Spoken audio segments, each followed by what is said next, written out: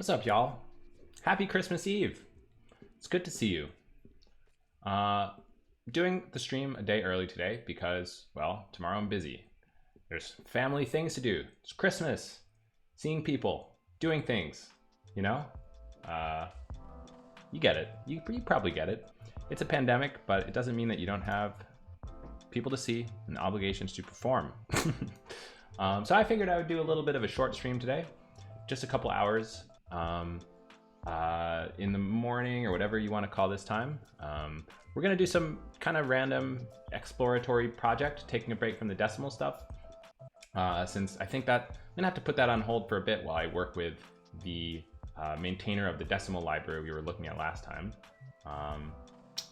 But yeah, so today I thought we would just kind of play around with sort of a long shot of a project that I've been vaguely thinking about how to do, which is this. You may have heard of them, user-defined functions. So user-defined functions it's kind of this big, bear of a project that's about giving people the opportunity to define their own functions, basically, kind of like a view, right? Except it's an executable view or something like that in the database. It's kind of one of these things that we haven't had ever in the database. And so, I don't know. I thought I could kind of hack on it for a little bit. I don't really know if we can get that far today with this project because it's pretty complicated, but maybe just by starting out, we'll have some good ideas, think of some things to do, and I don't know, make some progress. Maybe we'll see. Either way, I think it should be pretty fun. It's kind of an odd time to do it, a little bit of the daytime sort of thing, but I'm excited. I'm looking forward to hang out. Oh yeah, there's kind of no work today. So that's it for me. That's kind of why I'm doing it at a funny time as well. Don't have any meetings, don't have any obligations. So just perfect time to stream, right? Cool. Okay, so I guess why don't we just go ahead and kind of play around with this thing. I think what I'm gonna do first, probably just talk a little bit. Oh yeah, I changed my layout, by the way. What do you guys think? A little bit of a layout remix here. You got the top right sort of face cams, because I feel like down here at the bottom right there tends to be some exciting stuff sometimes. I also moved the like little info strip to the top, since the menu bar is never something that we look at on stream. So let me know what you guys think. If you have any opinions on this, if you've been to the stream before, just let me know if you like it or don't like it. Open that stream labels up. So all right, so basically what is user-defined functions all about? Well, basically in the database, in some databases, you can say something like, let's see, what's a good way to introduce this? Scalar functions in databases. Those are things that you can use to calculate properties of scalars, like length. I think length is a pretty good example. Select length of hooked into over 1,000 foo, right? Throughout the world. So select length of foo. Hey, thanks for the follow, Branda JH. Appreciate that. So length is a function that takes in a string or maybe some bytes or some other kinds of things and gives you back the number of characters in the string or the bytes. Pretty useful, pretty nice thing to have. There's lots of these, right? There's all sorts of them. There's weird ones. There's like this generate series thing that I like to use from time to time for demos, where it's going to give you back like a table, a table of stuff. So more than just one answer. That's kind of a weird one. There's a bunch of ones like this. There's things that do mathematical functions, right? There's like set generating function. I guess this is a set generating function, right? There's things that produce things out of thin air, right? There's all sorts of things. There's like internal ones that you can do. You can like, there's a CRDB internal crash server or something that we like to use for testing. How does this one work? Force panic. I think if I say this only works if you're root, maybe. Yeah, okay, so I can't do this right now. But anyway, there's all sorts of functions. Point is, okay, user-defined functions, right? It's like, what if I wanted to make my own one of these? Maybe it wasn't enough to have like a, let's see, what's a good like mathematical function that we know of? Is there like an absolute value? Yeah, so maybe it's like, maybe I want some function that like takes the absolute value of two quantities and adds them or something like that, or I don't exactly know. Then in some SQL databases, what you can do is actually say create function, then you say the name of the function, like my func, and I think you give it the type parameters or something, maybe the names and the type parameters, a int, b int, and then maybe you like Yeah, I don't actually know the syntax for this, but the point is that it actually doesn't exist in CockroachDB. And I was thinking that we could try, maybe there's like a returning thing, returning int as, and then I think you put a string, like I think it's like this, select a plus b or something. I don't know, or maybe it's like without the dollars. I actually have no idea what the syntax is for this. And I think you say language SQL, and there's like these different languages that you can do. Depending on the database, some have their own sort of user-defined function languages, like PLPG SQL is the one that Postgres uses. There's like an Oracle one, I think, or like a Microsoft SQL Server one. So there's like a bunch of these different things. I think that part of the reason that we've like avoided doing this, I think, in the database is that it's just sort of daunting thinking about implementing another language for compatibility, like PLPG SQL, big language, pretty complicated. And we'd like to be compatible with Postgres, right? That's like one of the things about CockroachDB. So thinking about making a PLPG SQL compatible implementation, it's just like daunting. So I think for that reason, it's kind of one reason why we haven't like embarked on this thing. But as it turns out, there is a simple version of user-defined functions that has this language SQL qualifier thing. And what this means is that you can just, it's kind of just like you're defining a SQL. It's almost like you're defining a subquery. And this thing inside of the string is kind of like this subquery that's going to be parsed and executed at runtime when you execute it. Right, and of course, like the whole point is that you can say something like select my func, 3, 4. That would be like how you'd execute this thing if this sort of worked. So my idea for the stream is like, what if we could make a super simplified version of all of this that figured out a way to, kind of parse these things and interpret them as subqueries at runtime. That's kind of the idea. Oh yeah, by the way, there was another kind of big reason why we couldn't do this back in the day, why we couldn't even sort of get started, it felt like to me. And it was that we didn't have the ability to so-called lease objects that weren't tables. And so what leasing is all about, it's really an important concept in any SQL database, but especially CockroachDB. It's about how do you cache the information about what a name is. Like, let's say I said create table A-N, right? And I said select star from A. That works, but if I said select star from B, that doesn't work, right? So there's this whole process of name resolution. It's like, how do I figure out what A points to? How do I figure out what B points to? How do I get like the schema for what A and B are? And the way that we do that is, of course, we have to actually go to disk because we store these things on disk. Obviously, it's a persistent system, so you can't just store them in memory. So you've got to like have at least some path of fetching these descriptions from disk. Of course, though, you wouldn't want to do that every time, right? It would be pretty problematic if every time you did any query, you had to do multiple fetches. You'd have to first go to disk to get the table description, and then come back, and then do the fetch to get the actual like contents of the data. So the way that we kind of get around this problem is by using a caching system that we call leasing. And it's called leasing because, well, it's kind of a long story, honestly, but basically for schema changes, that's where it comes into play. If you want to do a schema change in CockroachDB, a distributed database, you have to make sure that by the time that you're kind of doing the schema change, nobody else is going to be using that name anymore. So it's a pretty complicated cache invalidation kind of problem. As we all know, cache invalidation, that's one of the 3 hard problems in computer science, along with like off by 1 errors.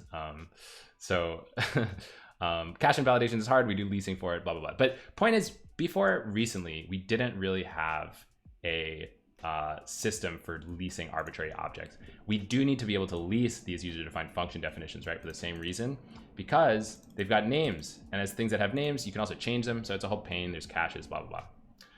Nowadays, we have leases for this stuff. So I'm thinking that we can get a little bit farther than we used to. What's up, guys? Dot and Watt. Christmas databasing. Exactly. Just a little bit of rip hair. So the hair is still here. It's just like wet. I took a shower right before the stream, which is unusual. So it's sort of pulled back, I'm sort of looking at soon I'll have like the ability to have sort of one of these, 2010 Williamsburg man buns. That's kind of my end goal here. No, I'm just kidding. But am I? I don't know what I'm kidding. So, all right, well, it's a huge project, right? There's like 10 million things to do. So what I was thinking is that we could start with the basics of parsing, right? It's always the first thing that you have to do in this project. Get your parser set up to figure out how to parse this create function thing. Get your AST node set up so that the parser can write into something. Then we'll have to do stuff like changing descriptors for storing these things on disk. And then we'll have to do stuff like teaching the optimizer about the function. So it's, you know, it's a big project, but whatever. This is what the stream's for, right? Just like kind of playing around, seeing what we can make happen. So let's see what's up. I did a very small start at this just to see what it would be like last night, but I didn't get very far. So I'm gonna get back to my master branch, make a new branch for this thing. We're gonna call it create func. So let me show you what I did so far. Ignore that. Started messing around with this grammar. I didn't really make very much progress. As you can see, I kind of added this new statement, but filled this in. This doesn't actually make any sense in our context. And here's the AST node. So this is all I've done. So we can kind of have an almost fresh start here. Schlatt God, thank you for the follow. Schlatt, that's kind of sounds like one of those old-timey beers, like Schlitz, Blatt, Schlatt, right? Splapst. Okay. So you guys know what AST nodes are? AST nodes are kind of like the structs that you use to represent a particular piece of a grammatical statement in a language parser. So I think basically what we need here is what exactly? We need, you can do create or create or replace. That's what these things are, name and or replace. I think what you need next is like a list of the arguments. I think the idea is that, so we'll have to have some sort of like arg list. And I'm wondering if there's already a node that we've used for this. Like we have this thing called a name list, right? And a name list, I don't think a name list is actually quite right here because I believe that, let me actually make this a bit bigger, by the way.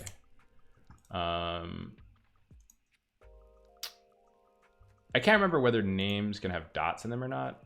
I think they can. So we don't want that actually. What we want is sort of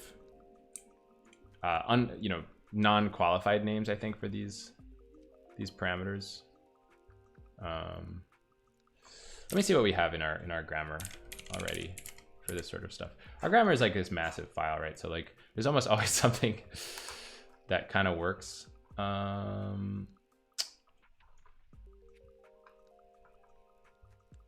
Trying to think what would be relevant.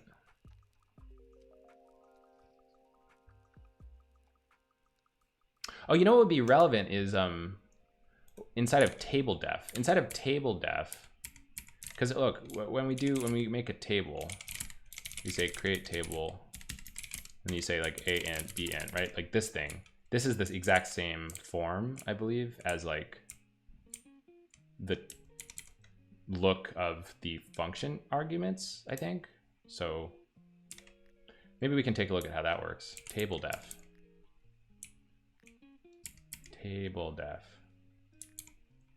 Or is it create table statement or something? Yeah, create table statement. Create persistence, table name, opt table lm list. And what does that look like? That's a table lm list. And what's a table lm? A table, we're gonna have to make something fresh for sure. Column def is a column name, a type name, a call qual list. Okay, so we're gonna basically make something new here, and it's gonna be similar to this thing, I think. Okay, so back to what we were modifying then. I think what we'll want here is, let's just, right, so, oh yeah, the other thing that's a little bit funny is that I think what you can do is you can say create function f. You know, let's just jump into Postgres, because Postgres is the thing that we're going to be mimicking here. Create function f as, I think it's like this, f. I think you can either say int, returning int as select 1 plus 2 language SQL. Does this work? No, I actually don't even know how this works. Let's see. Postgres create function.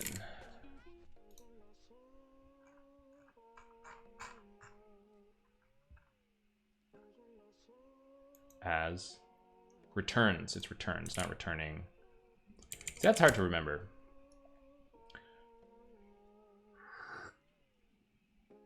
What do you guys think of these cups, by the way? I'm super obsessed. I just love how they look. Can you focus? Look at this. Ah, just looks so good. They're not even that expensive, but they look extremely expensive. Just makes me really love to drink the espresso that's inside of them. All right, so then I think at this point,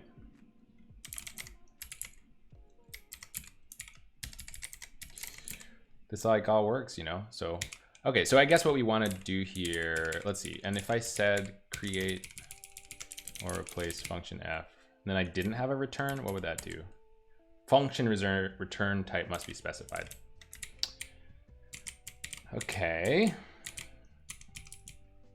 And then one more thing to check here, return int. If I said b int, a int, that works okay. This still works somehow, but I could also say a plus b, I guess. Wow, that's pretty weird. Not gonna lie, it's a little weird, a little scary. A lot of weird behavior there, but I think that's all right. Okay, so I think then what we probably want here is we want these two things. Either we're gonna have a func type or a param name and a func type. And I guess what we need to do next is probably make a new AST node for this thing. So like maybe it's called formal param or something.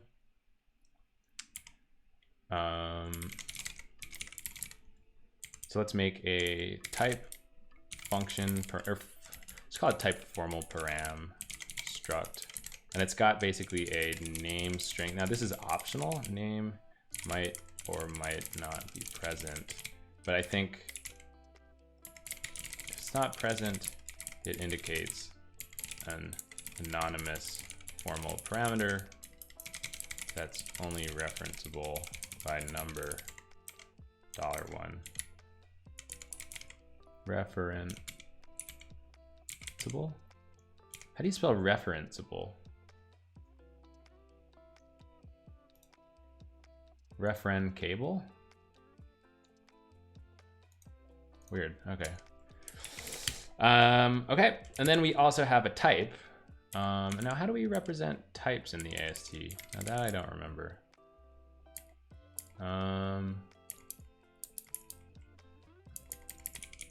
So let's see, what would be a good place to see column type? Type is a resolvable type reference. Okay. So for this, we'll want type resolvable type reference. Type is the type of the formal parameter. All right, cool. So then back in our function AST, we're also going to have a list of formal params. It's going to be params. Okay, so then we're going to need a return declaration as well. Does this thing get a returns? No. So it's got to just have a single. What if it's like, does this work? What about this? So it can only return a single thing? That seems like mildly unlikely. Returns.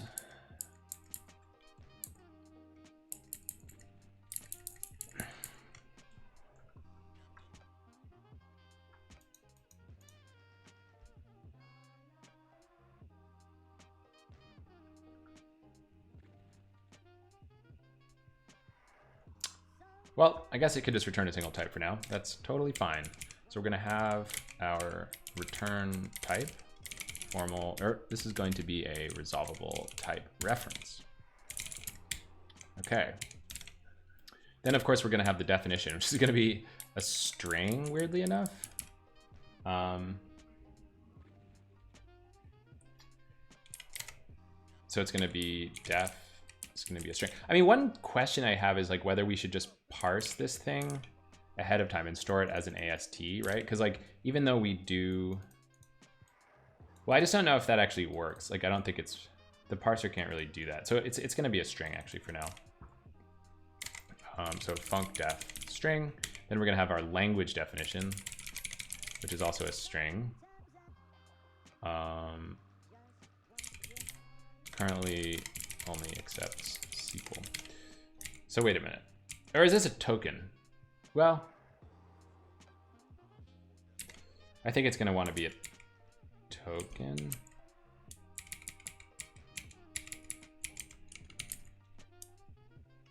I just realized I left my water cup outside. I'm going to just go grab my water cup real quick.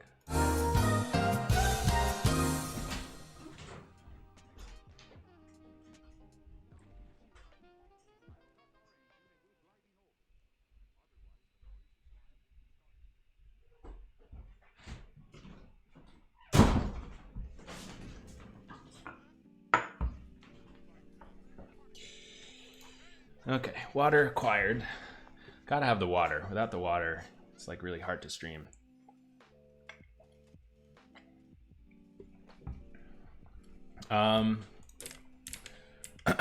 Okay, so I think I'll make this, I don't know, a string or like an enum or something. I forget how the enum stuff works for now. But that is okay. Okay, so I think that that's like the bare bones of what we need here. So the next thing is to do the actual grammar. So for the grammar, what we need to do, BRBC doesn't mute your mic. Yeah, I always like forget that a little bit too late. I should probably, is there like a way to configure it to just mute the mic? I don't actually know. I guess I could like, yeah, I don't know how that works. Hold on, wait, what if I go to the BRB scene and then mute it? Yeah, it just stays muted. Like if I mute it on the BRB scene, it also mutes it on the main thing. Whatever. We can fix that later. Okay. So let us see now. I think the next thing is going to be, we're just going to construct our new AST type. And it's going to be a tree dot, what did I call this thing again? Tree dot formal param. Formal param. Also, hi Dominic.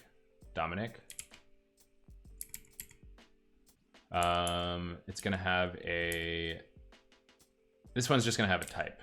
And I guess we have to parse the type too somehow. How does that work again?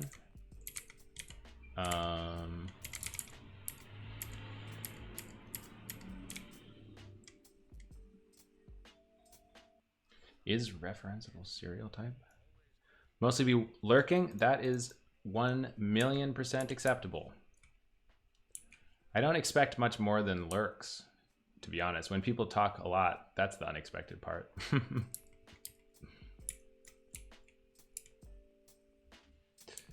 So this type reference thing, yeah, okay, so this is what we want for sure.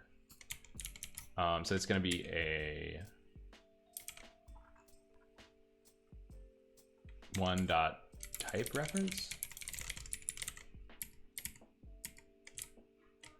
And then, whoops.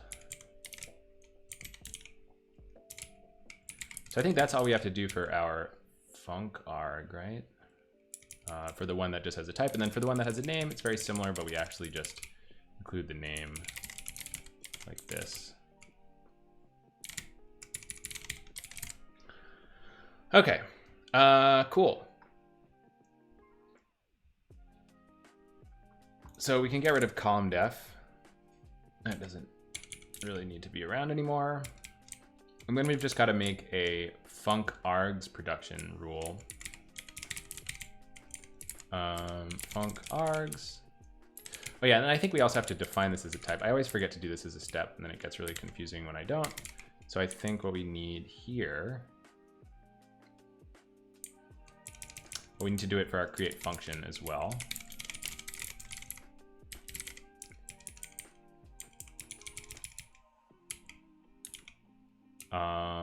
And then we need to make a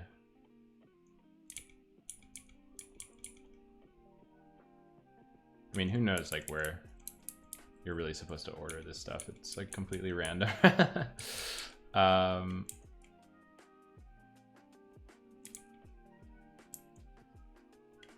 I guess I'll just stick it here. I don't know. Okay, so this is gonna be a tree dot. What did I call it? Formal param, right? Formal param. Obviously this is a star. And it's gonna be called funkarg. Why don't we call it something a little bit better, like formal param?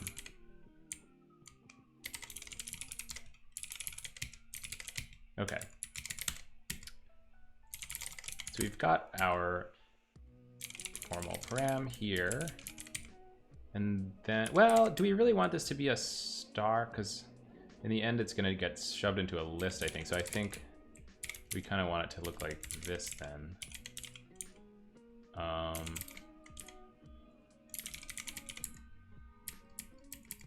We have to also do a bunch of other stuff, like define these new tokens. So let's do that. Returning. Returns would come after returning. It's alphabetical. Is that all we have to do? No, we have got to also add it over here. Okay. Oh, do we need to be in? Does it have to be in that list though? What is this list? This is the reserved keyword. Never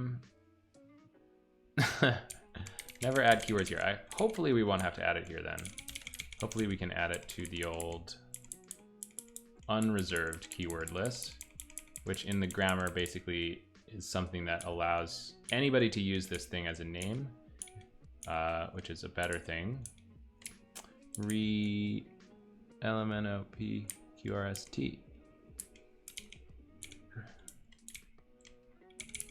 I'm so bad at knowing the order of the alphabet, you guys. That's like one of my biggest flaws. I don't know the order of the alphabet. I have to sing the little song. I really feel bad about it. Okay. Okay, so create function. So we've got our formal param. We've got our formal params. And I guess this is going to look like this then. All right, so now we've got to remember how to define a list, which is always something that's a little bit weird. So I always just follow the pattern. Guess it looks like this. So we're going to have a formal param. So it's either a formal param on its own or a formal, I guess we call it an underscore list to be a little bit more idiomatic here. Formal param. So the recursion goes on the left for whatever reason. Formal param. It's not something that's particularly easy for me to remember. Define it as a snippet. What's up, Lithium? Define this thing as a snippet. If I did this a lot, I think I would probably do that, but I never do this. I mean, if I was doing this a lot, I think that would be bad, probably.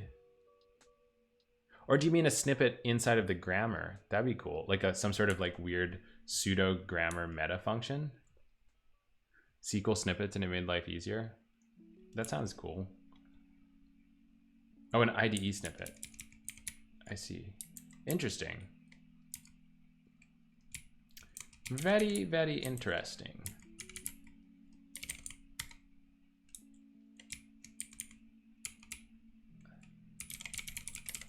Yeah, I don't do it often enough, but I think you're totally right that it would have been a good thing if I did it often. Lithium, how are you doing? I hope you're having a good pre-holiday day. Or a holiday day, as the case may be.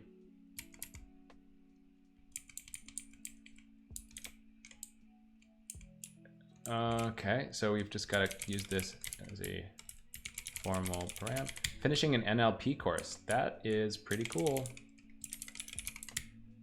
That is pretty cool. NLP is never something that I have gotten into. Christmas is Chinese food? Yeah. Well, normally me too. normally me too. Jewish family, but my girlfriend is not Jewish. So how about that? Ending a long line of Jews in my family. Just doing that American mix and match, you know? So I got a little bit of both going on here in life. What's up, Robin Malfate? Welcome to the stream. How are you doing? Happy holidays. Okay, great. So we've got our formal param list defined.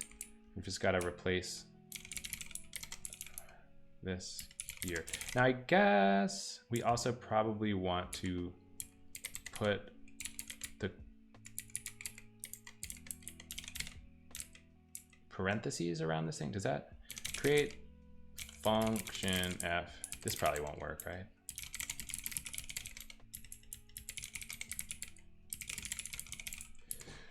Yeah, so you've got to have the old parentheses. Makes sense. Sitting home alone because COVID rules. Yep. Well, at least we're all in the same boat. I mean, that's one good thing about this holiday season is that it normalizes being not in a big family situation, which, like, depending on who you are, that might or may not inspire fear and horror rather than good feelings. Just depends, right? So I think for the people who normally are very anxious about the holidays, maybe this year is kind of a relief. I don't know. Definitely a lot of variations that this thing could take. Let's see, create 1, 2, 3, 4, 5. So this is gonna be 6, 7, 8. No, this is gonna be 9, right? 1, 2, 3, 4, 5, 6, 7, 8, 9. Okay, cool. So that's about that, right? Oh no, we need the language specifier. So then you're gonna have language, and then this is gonna be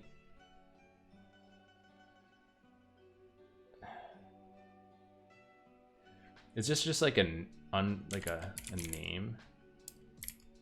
Yeah, I guess it's a name, right?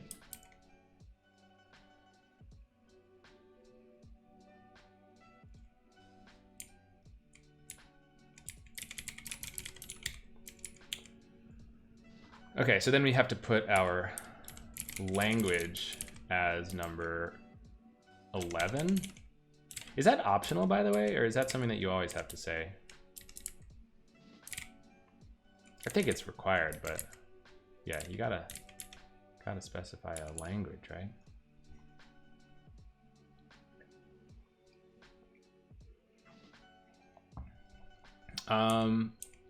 Okay.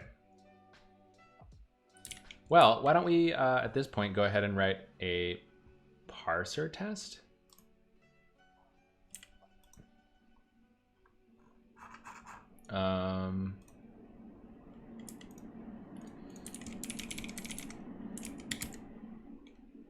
So let's go ahead and this is an unimplemented syntax one, so we'll remove it from here.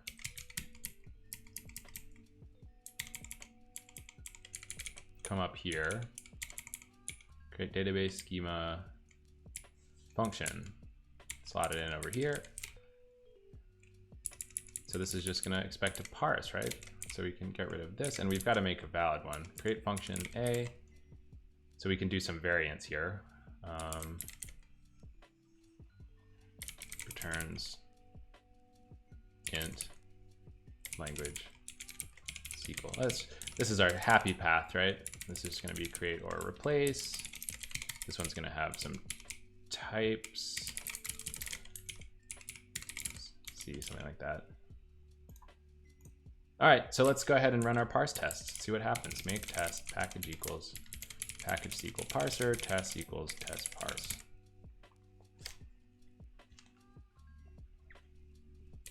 Okay, so some stuff is broken here, and the reason is that I went too crazy with another thing that I was practicing on, so I'll just delete these changes and we can come back to them later. Okay, so there's no block comments in protobuf. That's something that you learn every day. Something new, you learn it every day. Must specify type for param name. What does that mean? Param name? Do I have something called param name? Oh, I do. So a param name, I guess, is... Ooh, I've got to update my project here. What's up, Blind Banana? Must fetch Ben and Jerry's? Hell yeah. Project, commands, edit, project, messing around. Let's see, how should I say this? Hacking on a create function implementation in CockroachDB. Anyone what's string operators less than is equal to func ab string bool. Well, that doesn't seem on its own particularly wrong. Oh, Nulls TV, do you need to use like strings dot compare or something? Does that not work in Go? Are you talking about Go or another language? Because I don't remember if Go just lets you compare strings like that. I think you might need to use something called strings.compare. But not positive.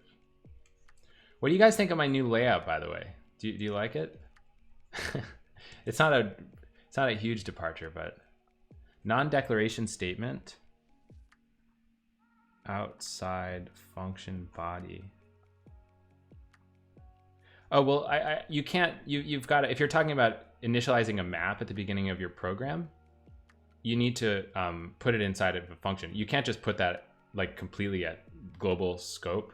You've got to put it in like func init or something. That's probably what I would do. Or use it, you can do that in an inline var decl too, but you've got to put it in the like map decl in a sense.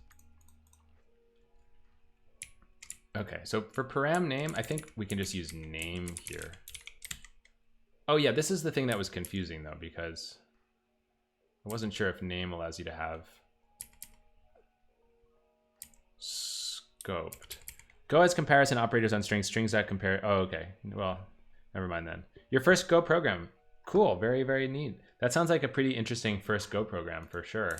Got some meta stuff going on there. Are you building an interpreter or something?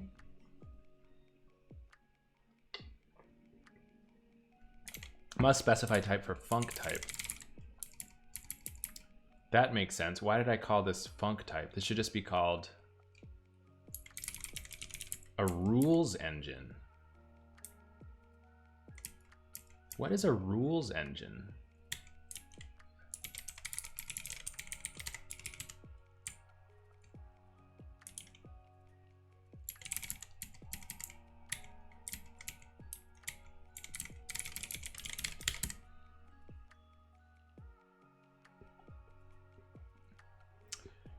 Must specify type for formal param list. Yeah, that makes sense because I think I changed it from formal param to formal, or yeah, like this.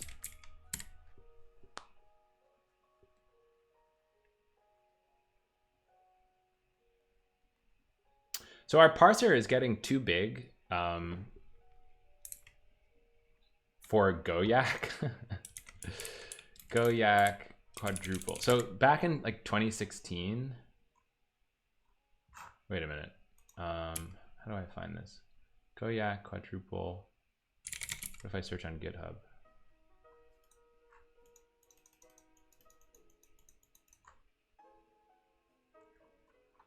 How do I search for like Go change list Goyak?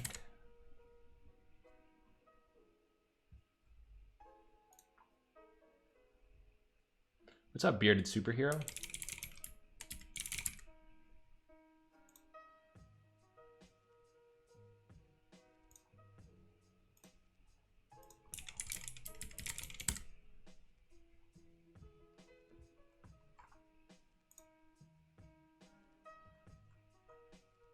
Well, I can't find what I'm looking for here.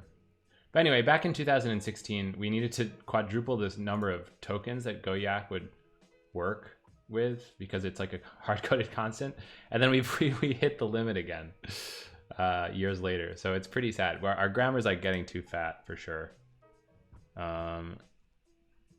Port Venmo business rules to go. What is that? A rules engine. Wow. This looks pretty interesting. ST Japang has moved from Rust to Go. Pretty excited considering his Rust work. Cross-beam channel small. Who is that? ST Japang. Stepan Glavina. Well, this seems cool. Oh, a Nats.io guy. I don't know about this guy's work, but it seems pretty interesting. All right, so let's see here. I think we didn't, this should be language, return type.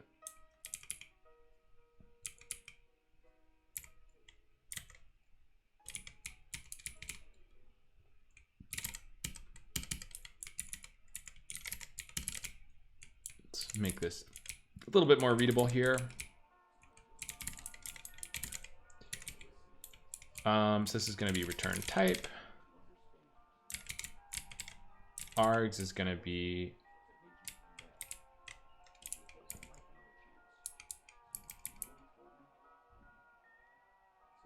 params.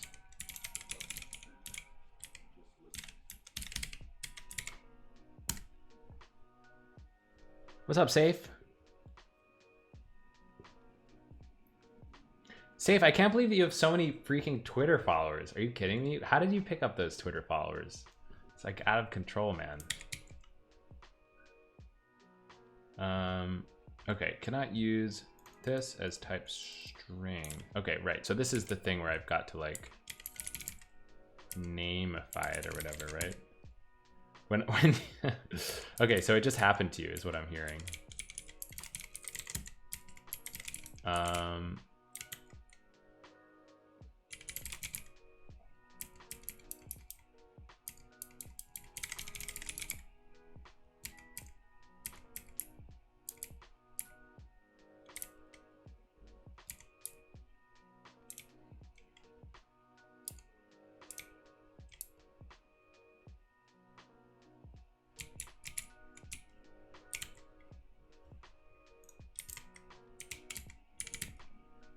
Oh, I see. So these are...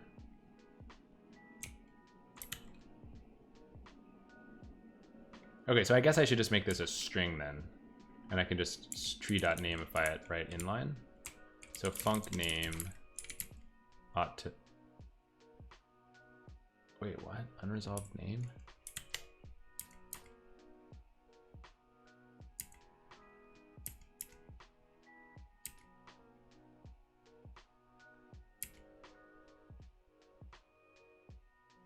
This actually doesn't seem... Oh, maybe it is right, actually.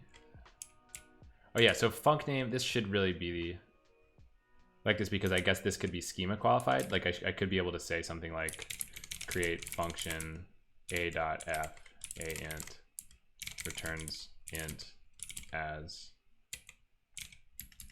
select a language SQL. Then if I said create schema a, then this would work. Okay, so this does need to be like a, whatever you call it, unresolved name. So how do I get one of those? Unresolved object name dot to unresolved name. Is that how it works? I guess it's like this, right? Okay. So it's gonna be one dot unresolved object name to unresolved name. The grammar stuff is all about cargo culting, you guys. It's all about the cargo cults. Okay, so for params, we've got our formal param list, which is going to be formal params like this. Return type is going to be dot type reference like this.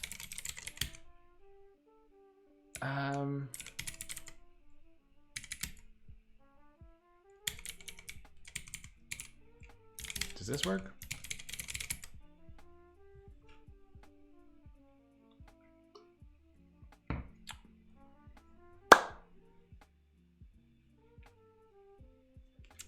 Cannot use dollar dobbity blue blah as a type string. Right, so obviously I've got to go over here to my thing. This has to be a tree.unresolved name. We're already in the tree package, so we don't need to do that. All right. Cannot use node.name as type string and ctx buffer.write string. Okay, right. So we're getting a little bit better here. So now we've got to just say, I guess it's like node.name.format, right?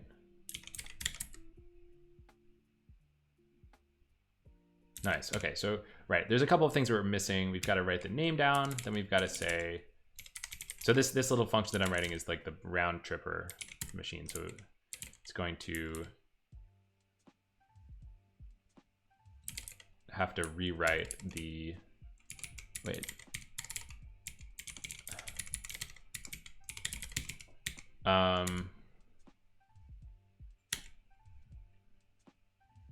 Node.params dot, I guess we can do a for loop for I in range params node.params node.params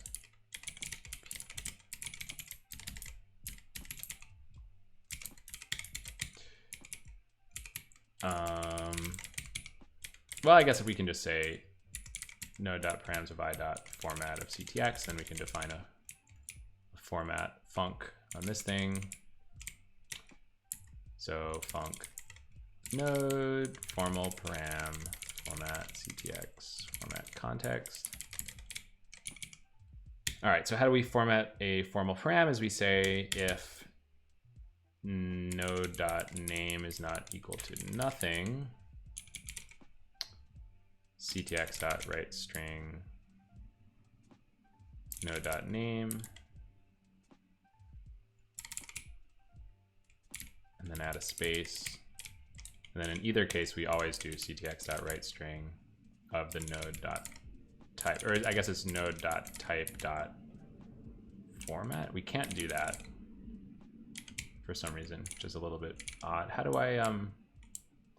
we typically reformat these things?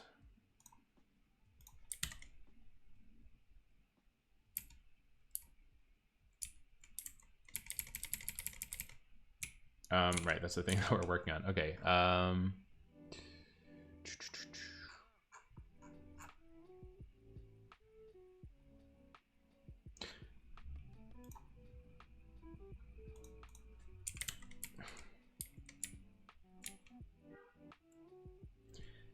Kina, hello.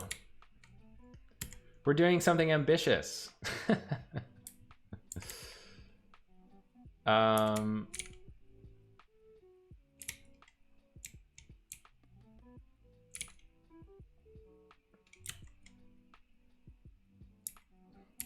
What the heck? How do I?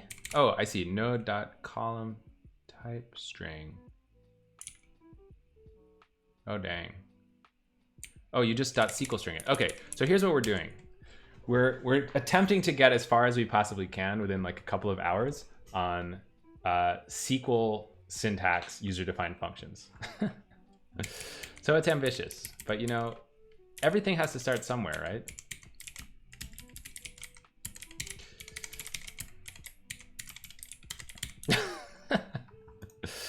Oh my. But I think we have all the parts now. We have all the parts. We didn't always have the parts. We've got arbitrary object leasing, and we've got a powerful optimizer that can like do various things. I don't know. Before it was going to be nearly impossible. Now I think it's, you know, nearly only like a little bit difficult. I think we might be surprised, but we'll see. We'll see. We'll see. Okay, so we're formatting this stuff. Well, so but I had some ideas for this, which is that you can actually, I think in most cases, treat these things as views in a sense. Just the way that the optimizer takes a view and like craps it out into the normal IR of the optimizer. I think that you can do exactly the same thing for the SQL syntax user-defined functions, right? I almost think that a simple version could be done with symbol replacement. If you really wanted to get that simple, you could literally just replace the symbols in a function. Yes, functions, not procedures. Exactly. Yeah, I mean, there's some stuff, but we'll see. Okay, so create function. Then we've got our as, I think. So ctx.write string as. Yes. Exactly. Then we've got a string. So I guess,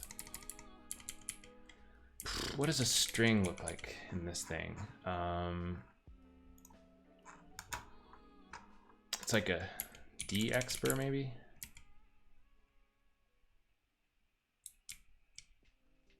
Or is it an axpr?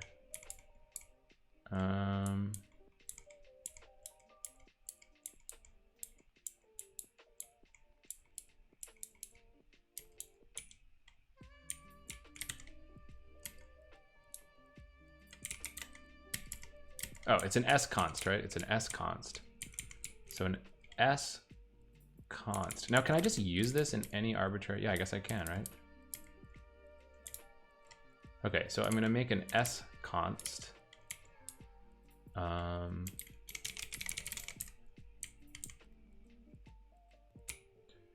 yeah, I didn't include the most important thing here, which is actually the as. I think it's gonna look like this. So our funcdef is going to be our 1, 2, 3, 4, 5, 6, 7, 8, 9. 9 dot. Do I just tree dot string it or something? Tree dot new stir val. Tree dot new stir val of 9. Okay, and then these need to get bumped up by 2 each. So this is going to be 11. This is like the most annoying thing about this grammar is the fact that you have to ordinally reference each of these parameter things. Very irritating. Okay, so as const returns type name language blah. Okay, so back to our thing. So we are going to say ctx dot, well,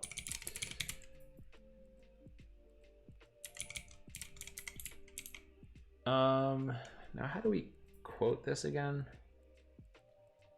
Databanks. Take your B3. Thank you for the follow. I think what we have to do, don't remember how this works actually. Well, I guess we have a stir val, right? No. Well, this is not going to be a string. This is actually going to be a stir val, right? And then I think we can just say funcdef or node.funcdef.format ctx. So that stuff will be handled for us. Okay. And then all we have to do is now write our ctx.write string language. And then we write our language def. And this part, again, I'm a little bit, I mean, I guess really we want this to be any name or something. So I'll just write it and see. I guess we'll just have to validate this later. I don't want to do like a token thing because I do think that, well, I don't know if this really matters too much. Okay, so let's try our parse test again, see what goes wrong this time.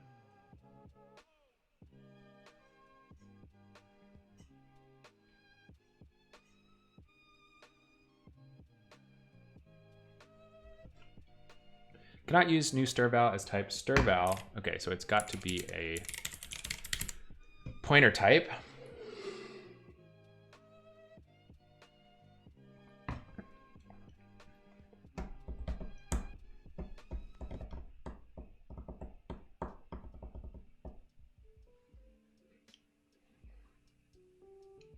What if I got a green mat for my keyboard and then green screened it.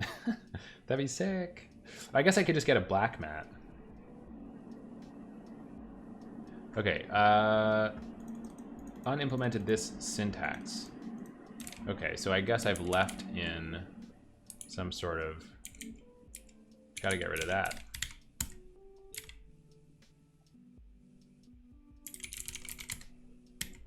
We've got to do drop function too, but we can do that another time.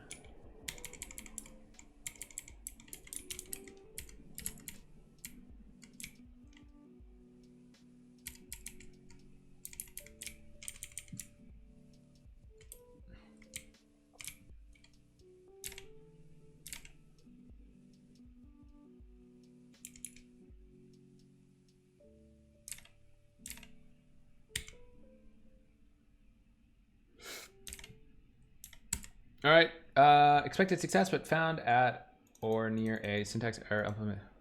Same thing? What did I not, let's see. What did I get wrong?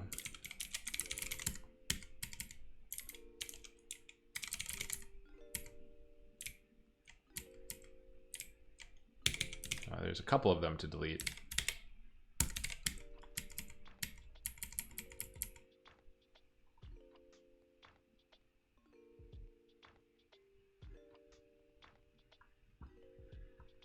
Use the tag construction or development for your stream. In other language, it's translated to development as in.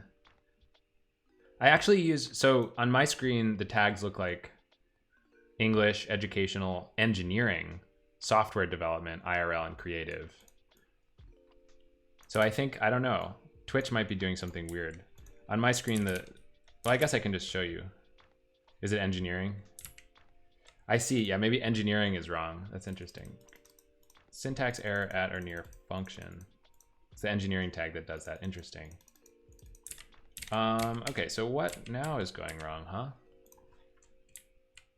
Maybe this opt or replace business is broken.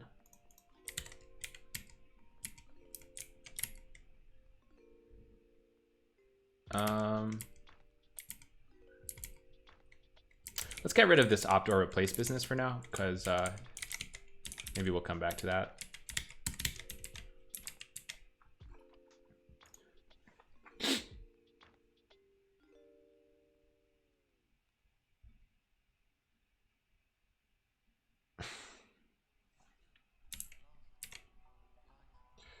Must specify type for, oh, okay, so I've got to decrement all of the numbers by 1 then, so that's fun. We can use the vim control X, a very rarely used command. You guys know about control A and control X? Never use those, but sometimes they do come in handy. Incrementing and decrementing the number under the cursor. Lesser known vim commands.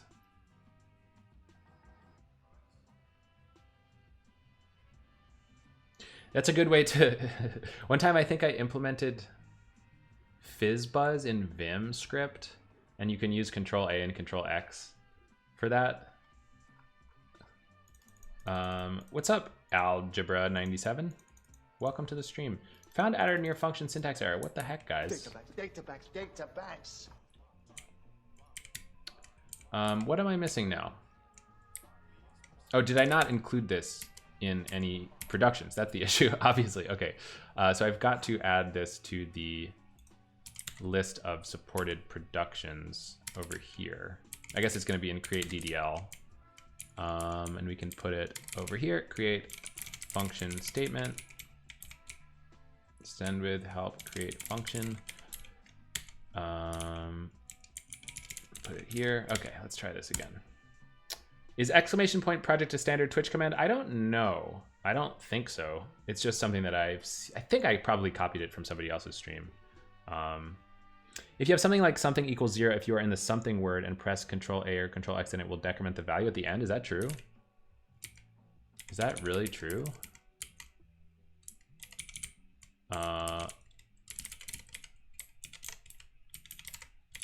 Oh wow, what the heck? I didn't know about that. That's so weird. Okay, so now we've got a real set of issues, which is shift reduce and reduce conflicts. Yay. the most fun. Okay, so let's go ahead and remember how to debug this stuff now.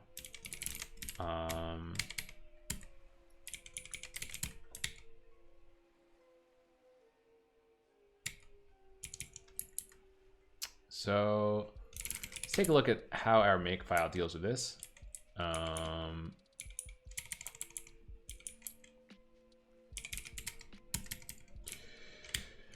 Okay, so let's see. Where's the old GoYak? SQL gen. So I think we just want to run this and see what happens, basically.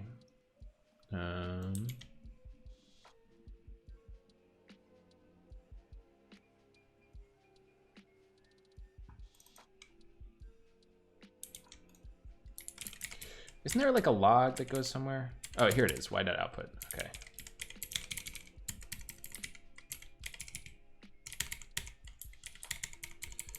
Okay. So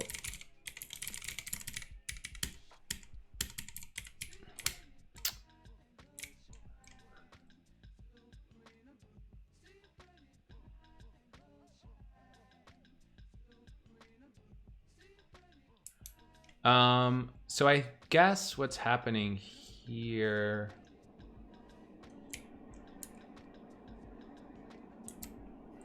is what?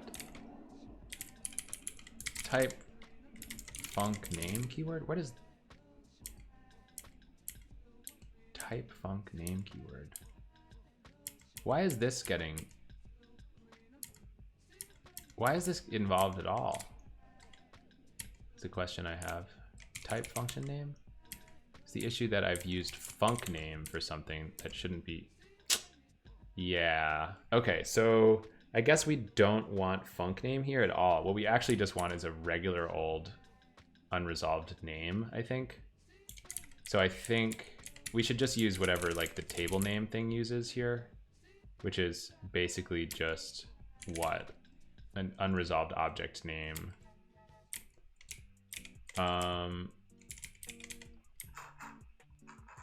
Why is this list getting so long? It's kind of gross. So what is func name for? Is this actually for anything, or did we make it? Oh, func application. I see. It's definitely not. I see. So it's more like func def name or something. But to be honest, it seems silly to have to make a new type for this every time. I don't know why that's necessary. I'll just call it a simple DB object name. How about that?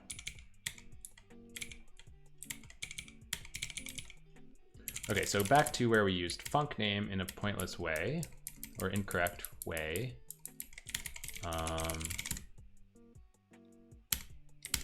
Ooh, to make the docs nicer. I see, that actually makes some sense. Okay, so I guess we'll have to say like func def name. How about that?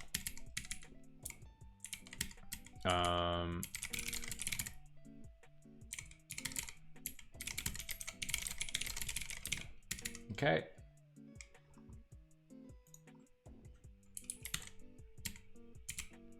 Okay. So then we can, yeah, let's try this out. I think let's just try this and see what happens here.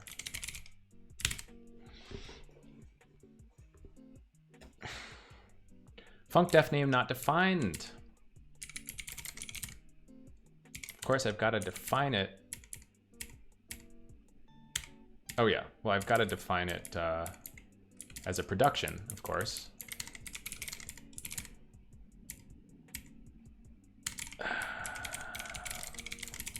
I guess I'll put this nearby where we're doing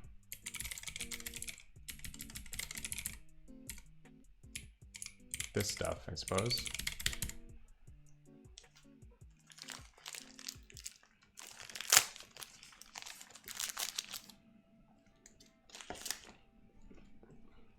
All right, well.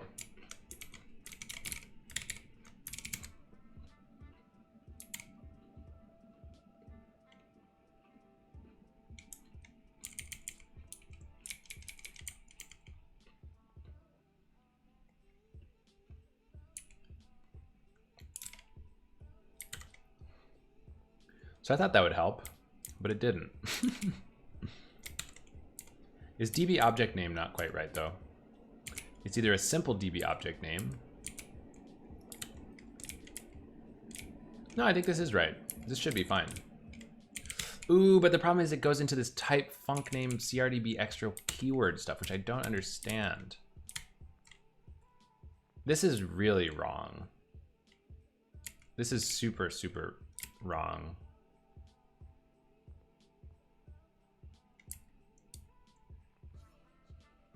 Or is it?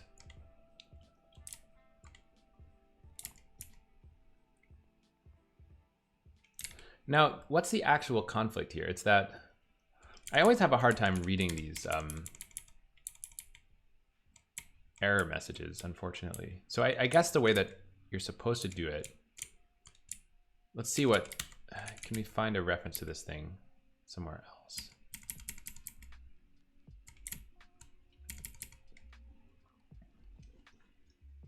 So I think what we can do is look at both of these guys maybe.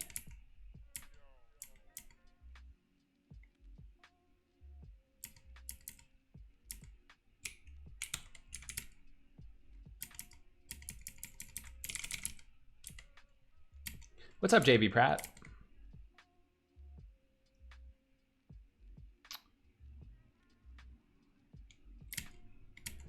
Oh man, yeah, these things are like basically unreadable to me. But I do think that it has to do with the fact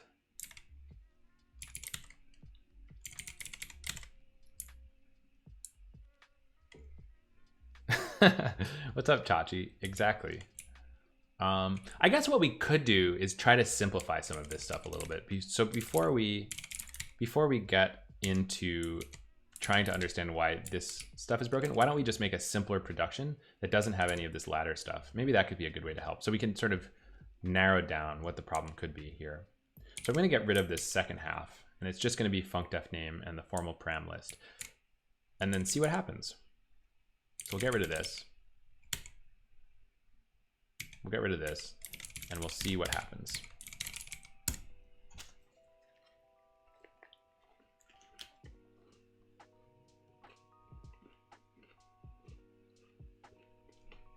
And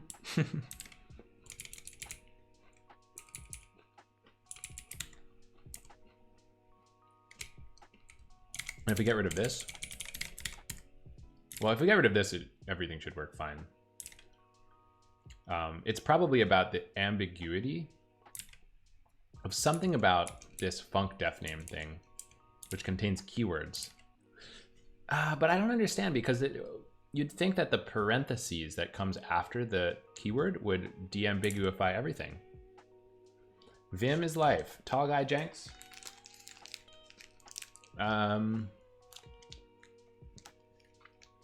won't say I won't agree. I kind of agree. In a way, Vim could be life-giving.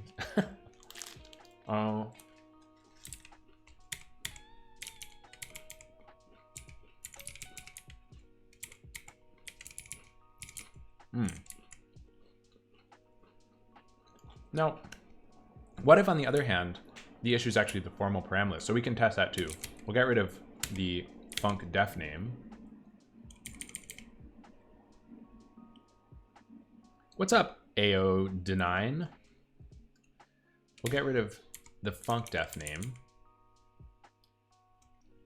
Or we'll make it just like foo or something. So the names can be kept, or the positions can be kept, and then we'll keep the formal param. So perhaps the issue is actually the formal param list. That would be interesting.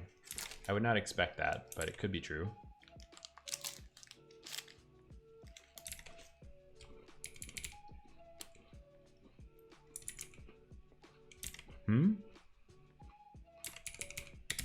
Does it have to be a single character? What's up, FTC GCTC?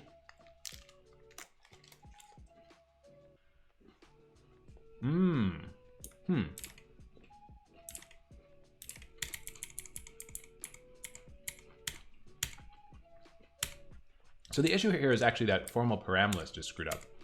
That's good. Maybe we can narrow things down then. So a formal param can either be a name and a type name, or a type name.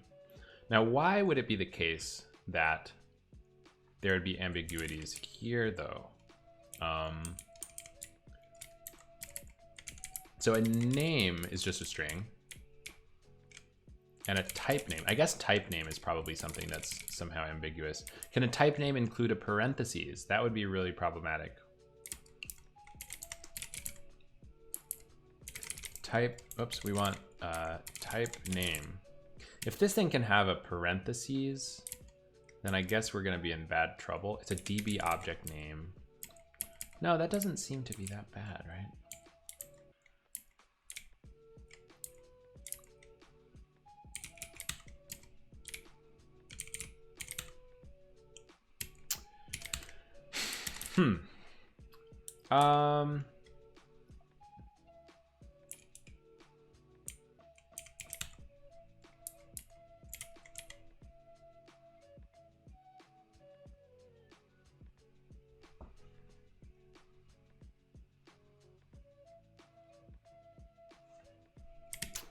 Well,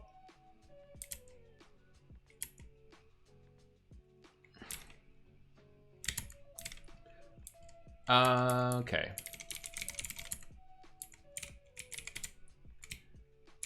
So maybe we just have to make this formal param thing a little bit more. Well, here's a question also. What if I got rid of this thing and you could only have it just be a type name or something like that? Maybe just out of curiosity, would that help?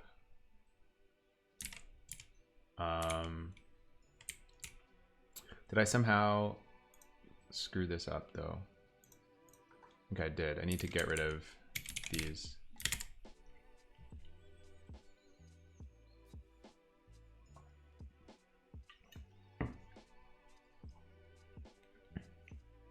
What's up, Pratik? Oh, aren't you the guy who got banned for being annoying though? Didn't we ban you because you were a jerk? Pratik, if you're gonna be a jerk again. The data bank's too big. How do I look at your chat logs? How are you gonna do that? By guessing. Isn't there a way to look at your chat logs?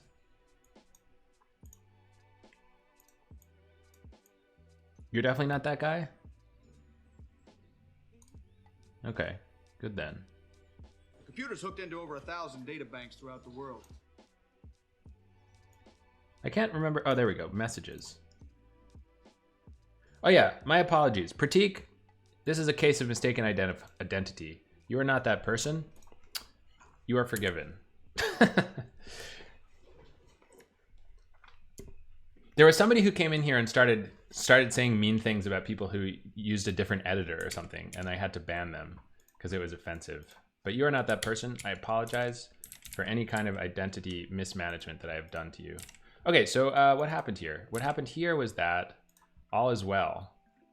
Yeah, there was some sort of Emacs holy war business, but I mean, I'm okay with holy wars as long as they don't include name calling, right? You can't call people names. That's kind of the thing that you can't do. Create table also accepts a list of clauses that looks like an argument list. Yeah, so I was looking at that stuff. I think the problem is potentially that. Let's just restore all this stuff. I think the problem is potentially that this is getting confusing for people. So what if we do both name type? What if we just keep only name type name? Does that cause the problem? I am now in the phase where language is just a way to do things and editor just tools. Yes. Ha. This is like the true way to escape the holy world. The only way to play is to not play at all. What is that quote again? That's like the #1 nerd quote that everybody must know. Name is ambiguous with type name. I see. The only way to win is to not play or something. Well, this worked too. So the fact that you can't have it's like yeah. The only winning move is not to play. There you go. There you go. You are a true nerd. You have won your nerd cred back. So why don't I, for now, just only allow... It does, in fact, do that, bizarrely enough. Check this out.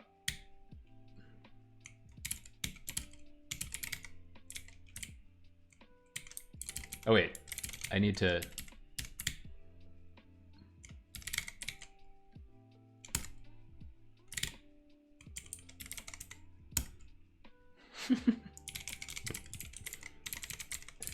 Disturbing, isn't it? Deeply disturbing, isn't it? Maybe we can just not support this for now and then move on with our lives. I think that would be a good choice for the time being. Okay. So I'm gonna just at least put a comment here.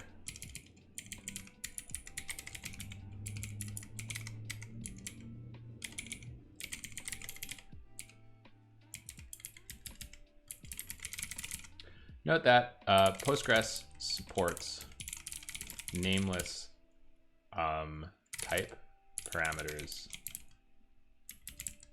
This is unsupported for now. I am on Mac OS. FinCC.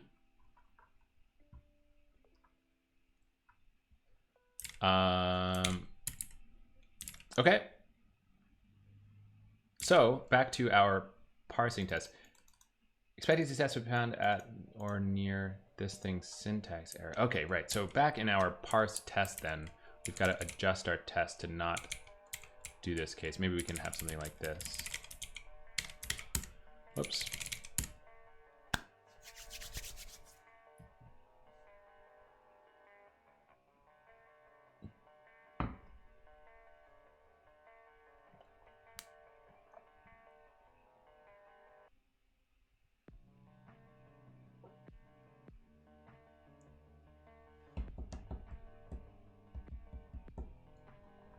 I'm also Greg. Thank you for the follow. I'm not sure. And Preox. I can't remember if I thanked you guys, but thank you both for the follows. Okay. Return syntax error. Did I not include that in my grammar? The issue is that this is not at all correct. It's got to be as blah, as blah, as blah. You are very welcome. Whatever I did, I hope it helped. SQL still seems so foreign. Expected this, but found.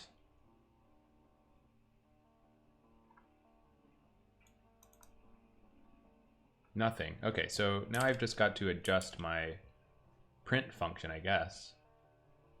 Is that the issue? Did I not...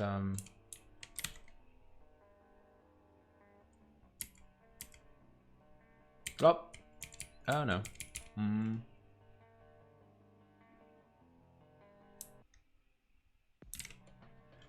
Expected create function as blah, but found nothing. So what's the deal with that? It sounds like it means that my parser is not working, right? Or not my parser, my reprinter. SQL is a parallel universe. It's like the Japan Empire during the Edo period, inventing all stuff anew without external influence. That sounds about right, I guess. So what am I missing here? What does this test do?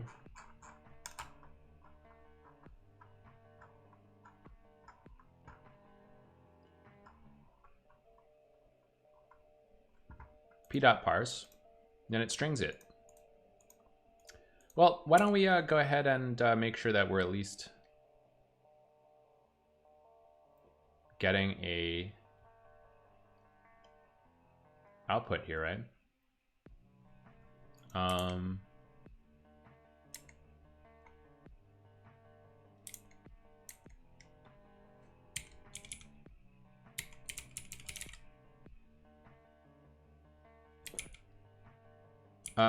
What's going on?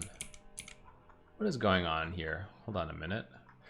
The IDE got this really, really nice functionality recently where you can actually run just a single test of any of the table-driven tests. Oh, I see, but it's got to have a sub-test that it's running. Well, why don't we just do that real quick then, just to make our lives a little bit easier. We probably don't need it for long, but so we'll say t.run d.sql func t testing.t. Stick all this in the function, and then now we can actually just click one of these guys and run it. It's so cool. It is so cool. Okay, so then we can go up here and we can actually just run one of them through the debugger. Isn't that truly fantastic? I think it's fantastic. So we're gonna just debug this one case And of course, we've got to set a breakpoint. Let's not forget about that.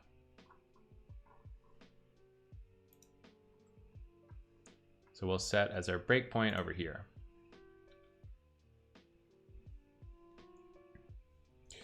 True magic. Debuggers are really powerful.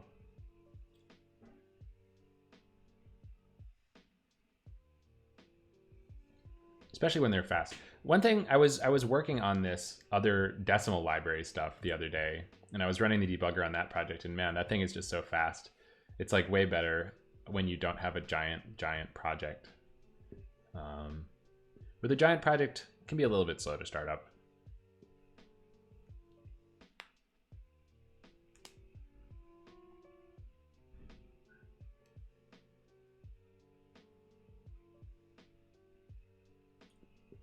Unruly teenage behavior.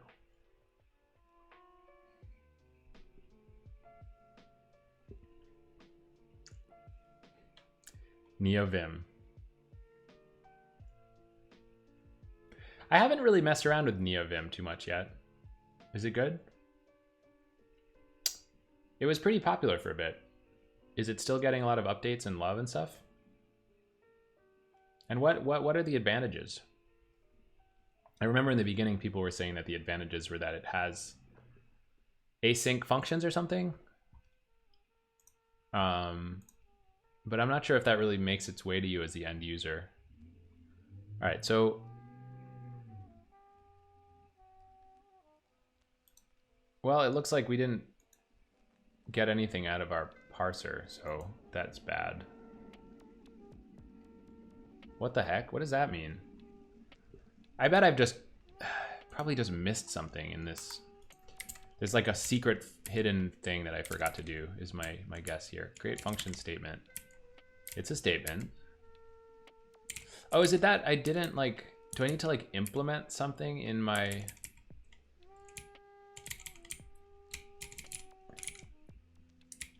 do I need to, is it this? I think it's this. I think I have to like make these things happen.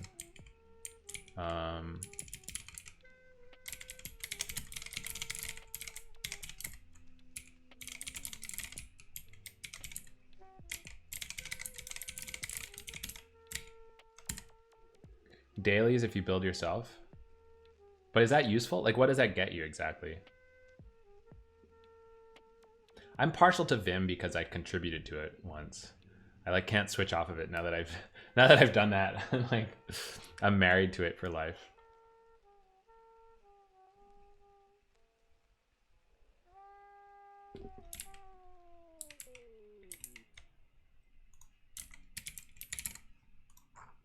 Okay, so this is big progress. Expected, but found this. Well, no, it's not that big progress at all. Still having the same kind of issue. Bug updates and new features. But what new features?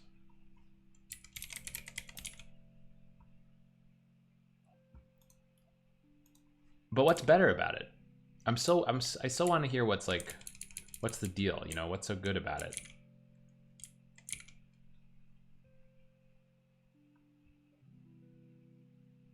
Is it this that I don't have a...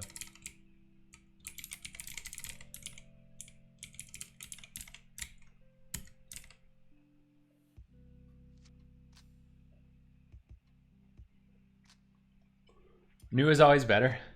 Lua support for plugins? But doesn't Vim already have Lua support for plugins? Vim Lua script. I see, so it's supported but only as like a weird plugin thing. No, dude, this is like real stuff. Vim already has Lua script feature.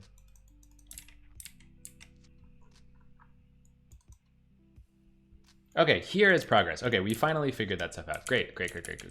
So now we've just got to go back to our AST node and fix its print, and then we should be done with this segment. We haven't really gotten that far, you guys, not gonna lie. This is kind of like the simplest, dumbest thing to do. And so the fact that we're still struggling on this is not looking that good for thinking about getting an end-to-end prototype anytime soon, but that's probably fine. So let's see, we just need to say as this thing, do we need to put the returns before or after the as though? The returns comes first actually. So the returns has to be like this. Returns and then ctx.writeString and then the type name is going to be our it's going to be more like node.returnType.SQL string ctx.writeString like this, I think, right?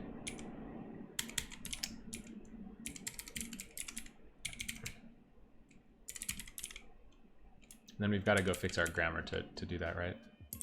Returns comes before the as.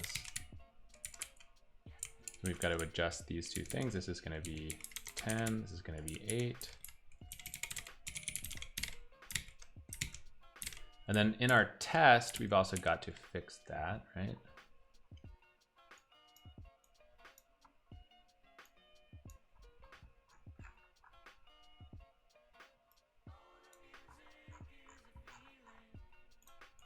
So this is going to be returns. Let's just make it a capital int 8 so that it round trips properly.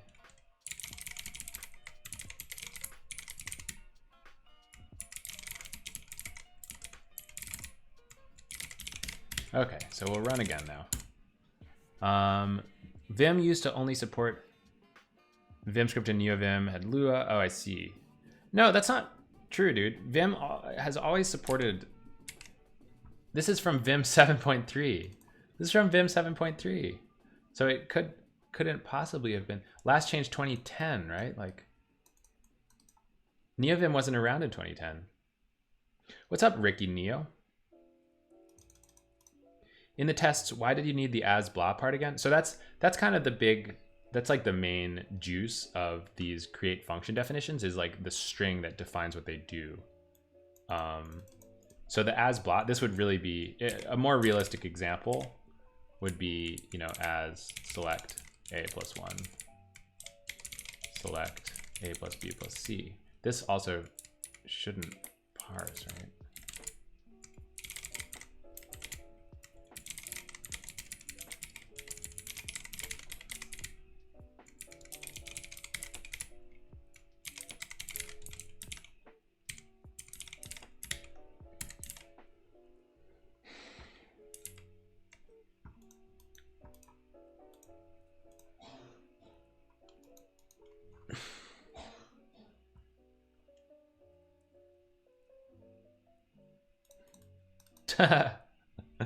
Bram Moulinar says, a nice looking website. That's one thing NeoVim did, right? So let's see. FAQ. With 30% less source code than Vim, enable new applications. Lua is built in, but VimScript will always be supported. What is the point? Is it just a rewrite just for fun? It kind of seems like it's a rewrite just for fun, which is fair. I mean, there's nothing wrong with that.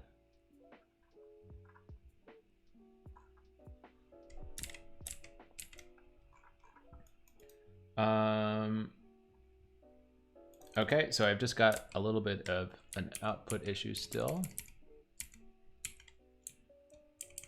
So in my params, I've got to make sure to put commas here. So we have to say if I is greater than 0,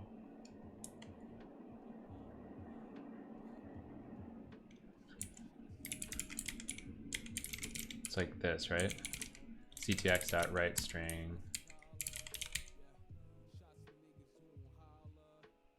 No, it's like this, I think.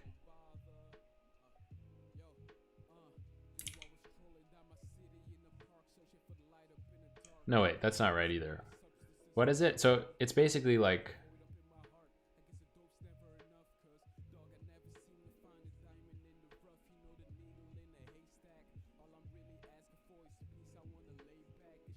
you could put it at the end. What do we do for this? We do it elsewhere, don't we?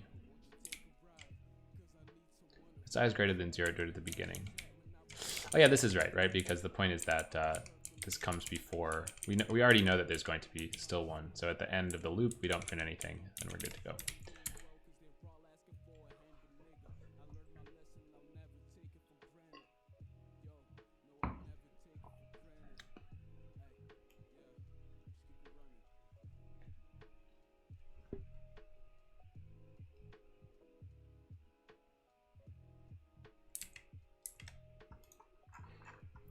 So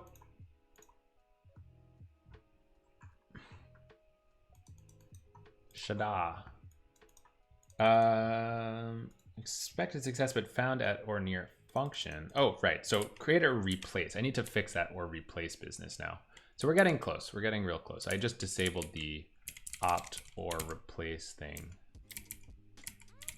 So up here, we've just got to say create opt or replace. And then I think here we've just got to say if or replace this thing. So or replace, and this we've got to up all the numbers again, whatever. Or replace is going to be number 2 dot or replace, I think. And then we've got over here to say, I guess it's like $dot val is equal to true.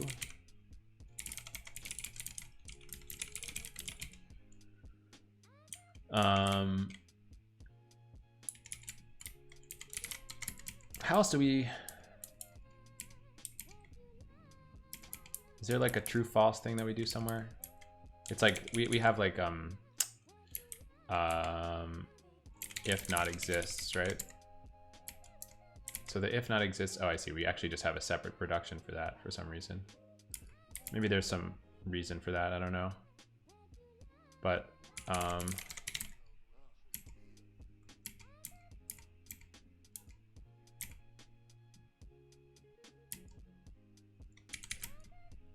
well,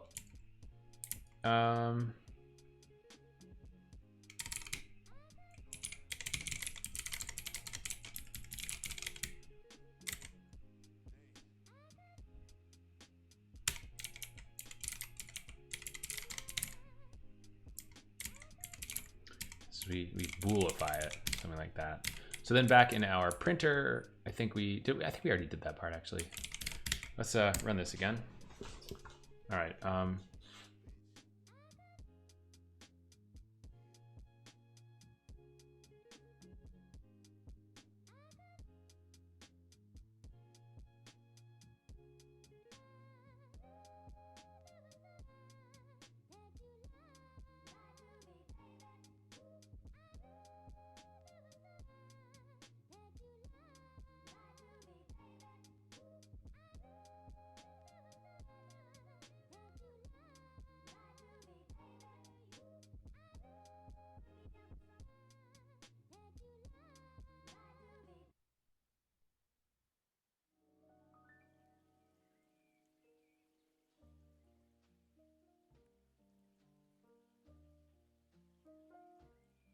Yes, the sound was gone. My apologies. I muted myself and then I just said a bunch of crap. Thanks for saying something. I'm back, guys. I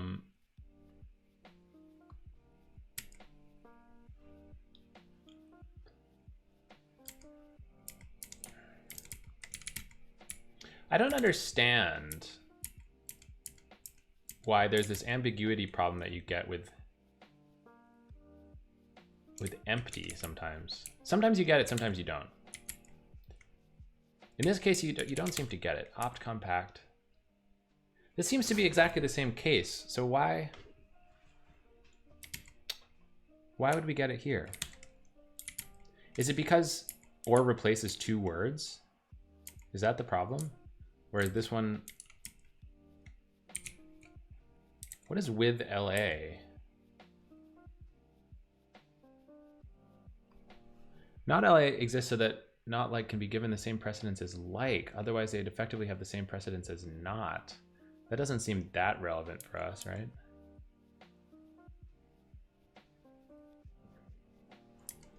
To be honest, I have no idea what's going on here. I think the easiest way to do this would probably just be not to use this special production and just duplicate the rule like people seem to be doing elsewhere. So I'll just do that for now. Because I don't know. I don't know. I'm so bad at these grammars, honestly. The data bank's too big. I have to narrow down the search. How are you going to do that? By guessing. Thank you for the follow, Osenko.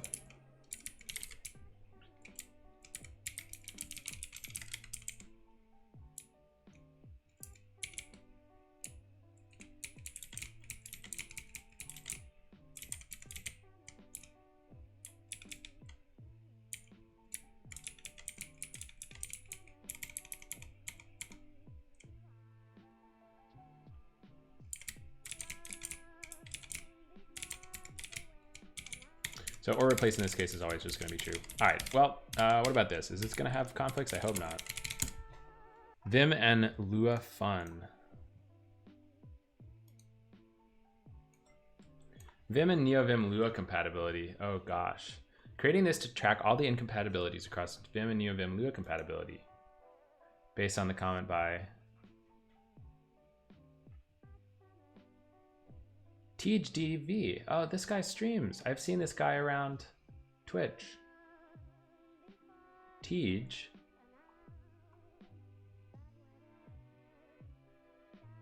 Wow, this looks like a big pain. Okay, create or replace function A at... Oh man. This parser stuff is really exhausting. Perhaps my test case is wrong. My test case was wrong. It just needs an int 8. Okay.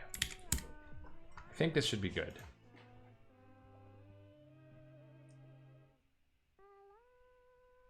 Yay! We did it. Okay, let's make a quick commit here. Seek 1 through 6. Wait a minute. We don't want to commit those first two.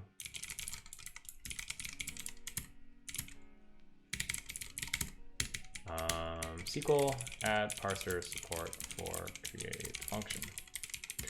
All right.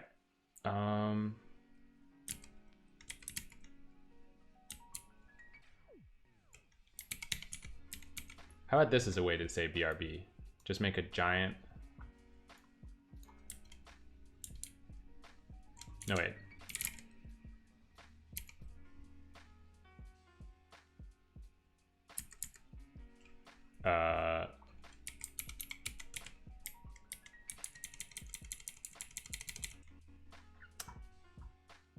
Great.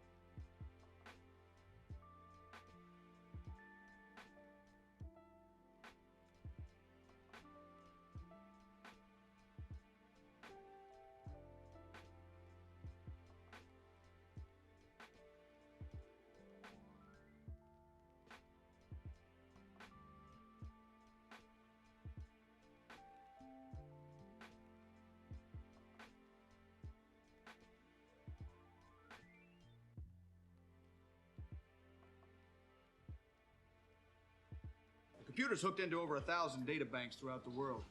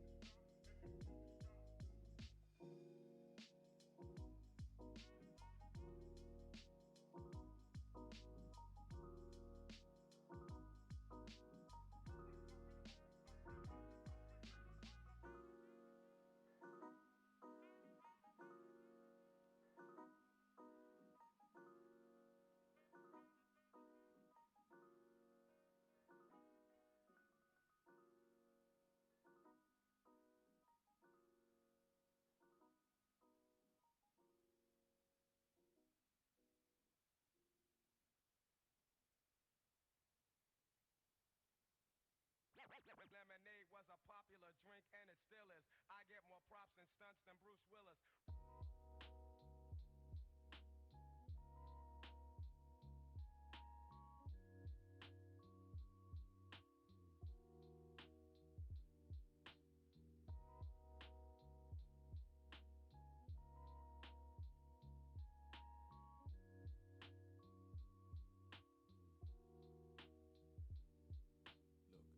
Look, for you, I guess I'd go the distance. Your breath, my lungs, a shared existence. Blow with the incense. I haven't really changed things. You came around and pulled on all my mainstrings. Had me from the go. I see you in every daydream. I'm with you every day, seems. You really took a toll. Had me booking night flights last minute. I gotta go. Like only last night, admitted I'm on the roll. I mean, I've been chasing you ever since. Let me get a taste, jumping over some crevices, running on sedatives, walking on landmines. Let me find your heart. I'm a snatcher like that's mine. Yeah, that's fine. I say yeah, that's fine. For you, I guess I'd go the distance. Your breath, my lungs, a shared existence. A led existence. And you already know that I've got to be on my way. I'm on this next flight, I'ma do my thing. You already know I'ma do my thing. Do my thing.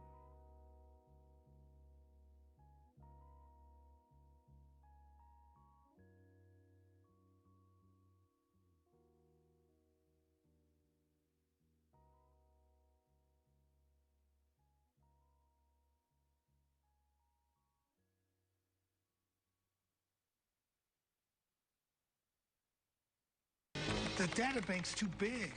I have to narrow down the search. How are you going to do that? By guessing.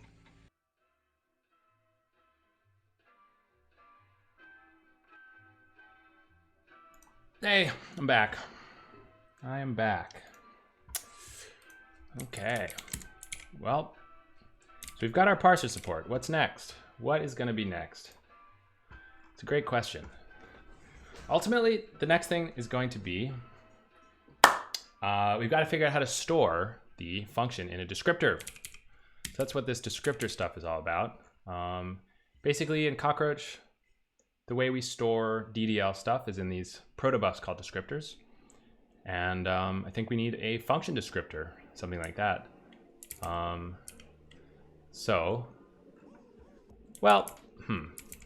guess there's a couple of ways that we could do things. We've got to make a descriptor so that we can represent it on disk. We've also got to make the DDL runner thing. Maybe we should start there, actually, because that's like the first thing that'll happen before we get to descriptor land. We need a little runner. So, you know, we're going to follow this create type. We're going to follow that as our example here.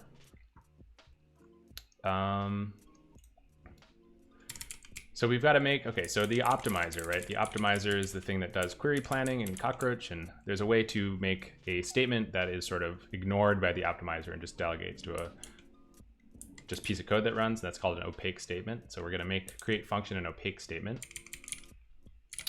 And we're going to go ahead and implement it over here. So if I see a create function, I'm going to run create function. Now, create function, of course, does not exist. So our next job is going to be to make it. Make a new file, create function. It's going to look like this. Let's just copy a bunch of, well, we don't need to copy all this. But we'll copy the fact that this thing exists here. It's going to be a function on this thing called the planner.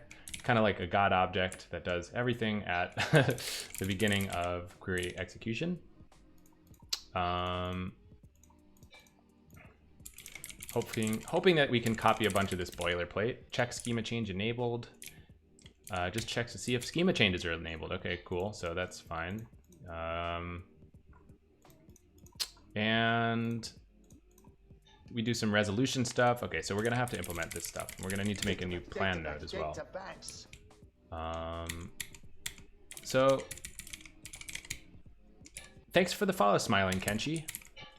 type create function node struct.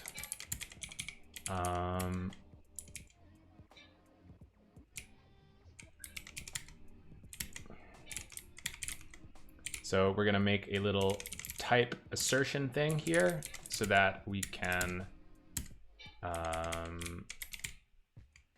make sure that we're implementing all the right methods.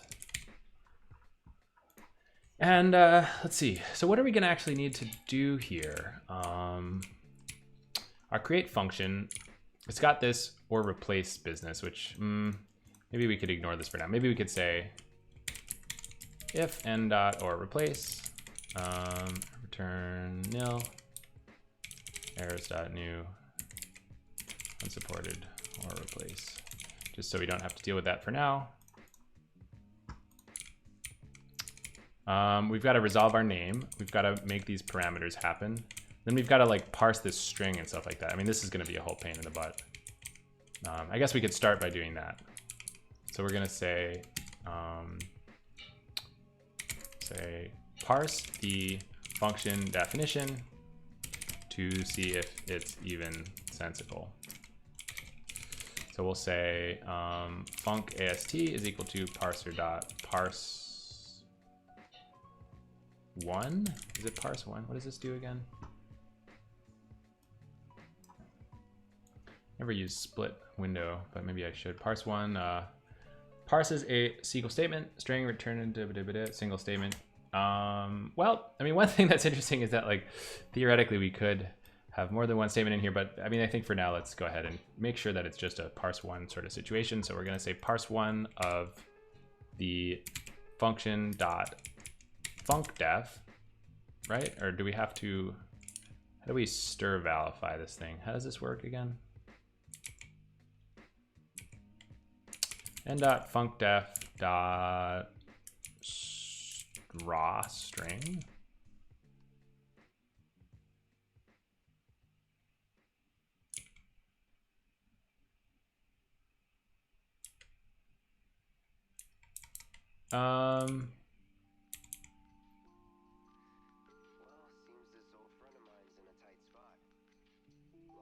Yeah, I think I do want that raw string. So I'll say, let's say this. Guess this probably has an error too, right? If error is not equal to nil, return nil.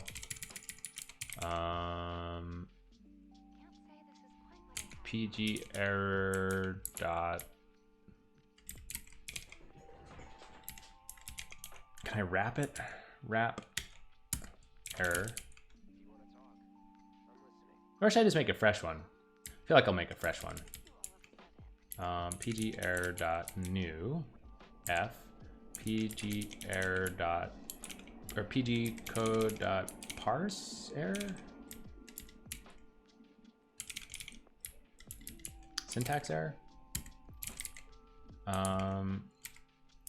Invalid func unparsable function def. Oh, you know, the other thing that we have to do is we've got to validate the language. So we'll say if n dot language is not equal to dot lowercase. Let's see, do we have to lowercase this?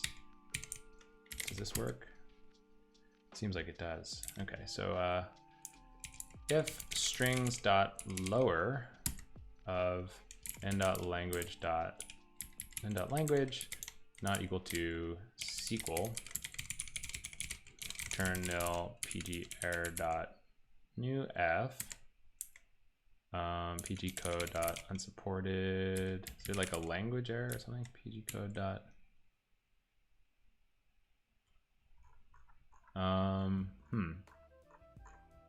what's a good error type for this? It's just sort of like we don't support it.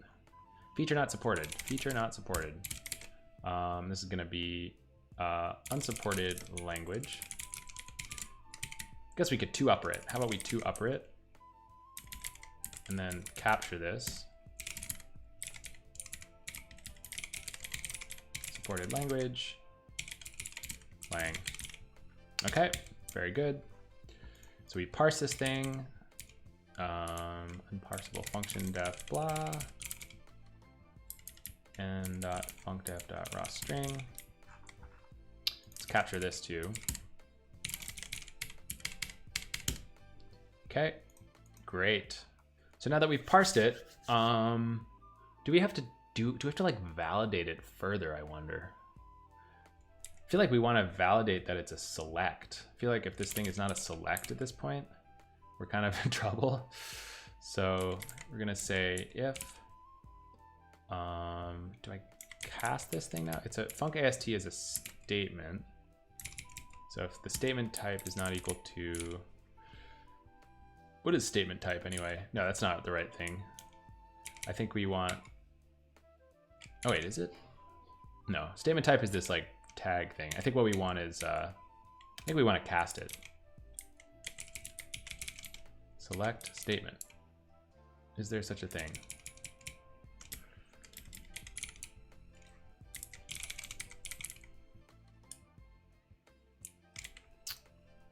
That's confusing.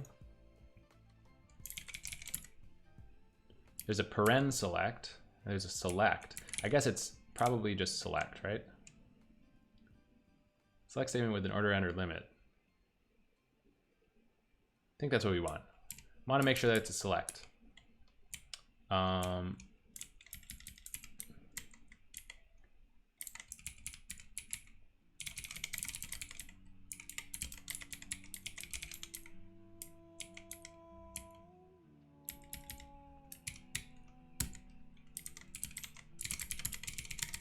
So if it's not a select, we're going to say it's a unhandled. Only selects are allowed as PDFs. Well, we can clean these errors up a little bit later. Whoops, this has to be like this, and I think we have to make a separate clause here. Not okay. All right. Tree.select does not implement tree. It's like a star, right? Okay. Cool. So we've done that. Then I guess the next step is what? Let's take a look at our AST again. Got our name, got our replace. What's up, Pro Painter? Got our params, got our return type, got our language. So we've just got to validate our params, name, and return type next.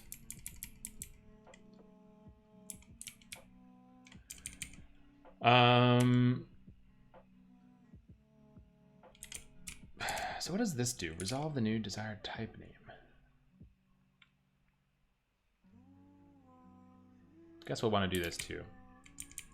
Something similar to it anyway.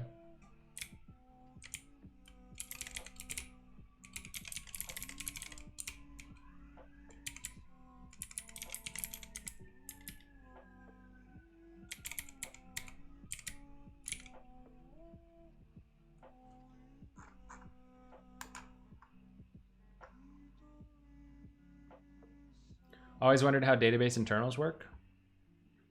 I think this is a pretty good stream to find out some things about that. If you want to contribute, there are a bunch of good first issues on the CockroachDB repo that we like to point people to. They're tagged with good first issue.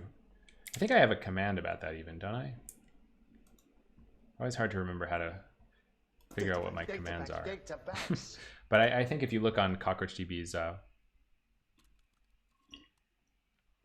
GitHub page and then search for good first issue, you'll find some stuff. Hey, Flatland in Punk, thank you for the follow.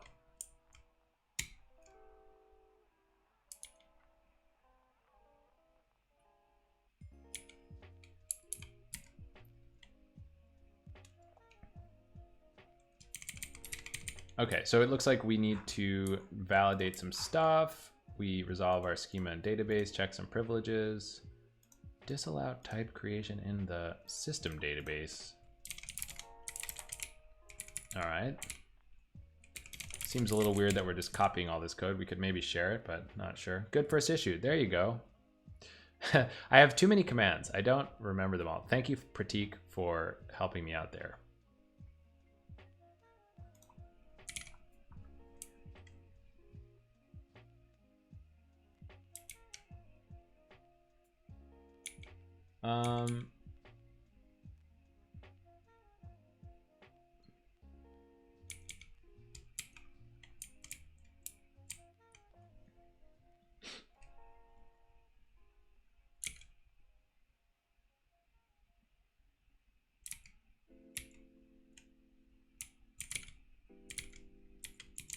And I guess I should just make a func name sort of thing, right?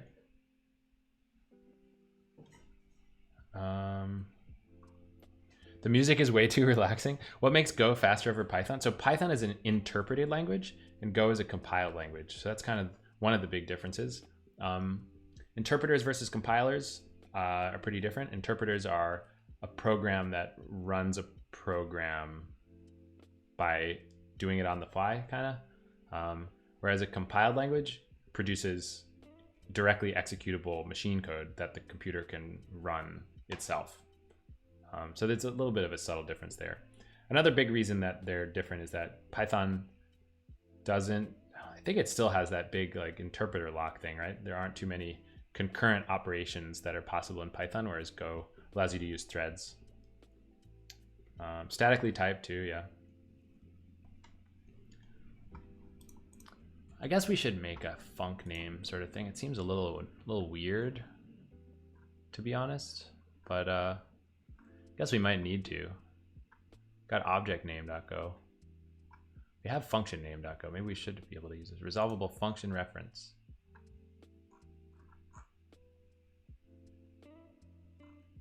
Should we just make a new type in here that's like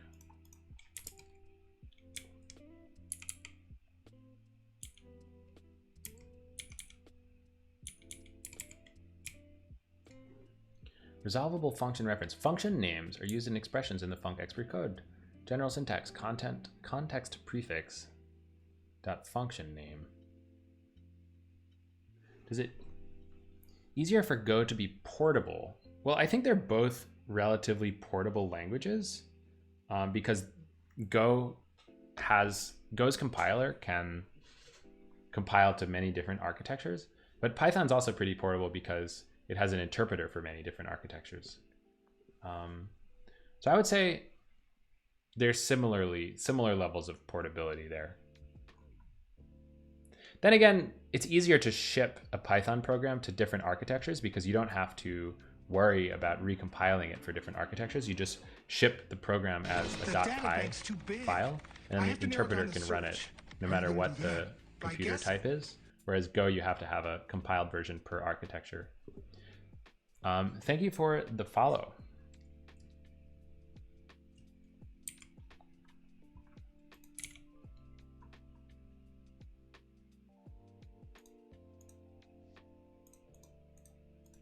Function definition.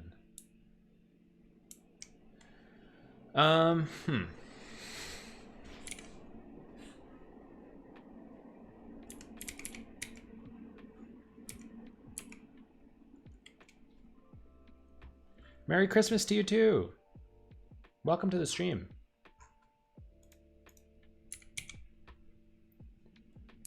So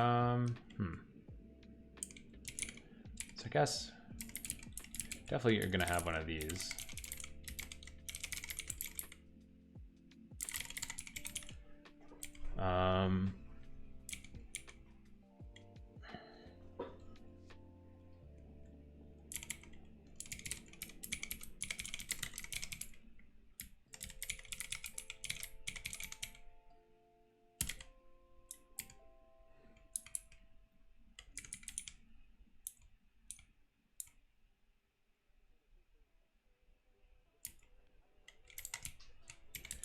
So then I guess we just need a function name, right? Is the function name qualified, yes or no? Like, can it have a schema prefix? That's what I guess I don't really understand right now. I guess it looks like it, object name prefix equals prefix.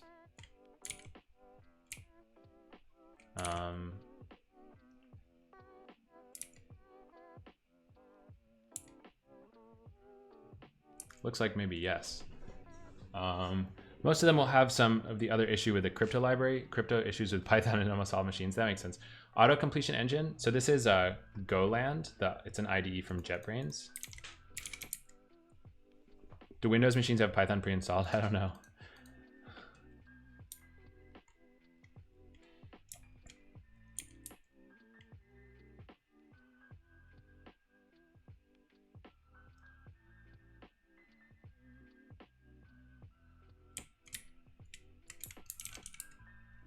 So I guess these can be sort of qualified. Well,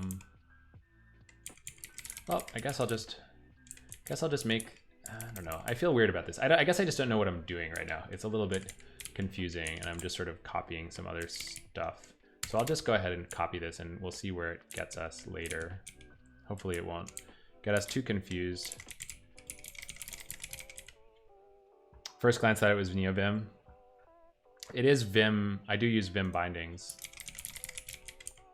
So maybe that was what you're confused about.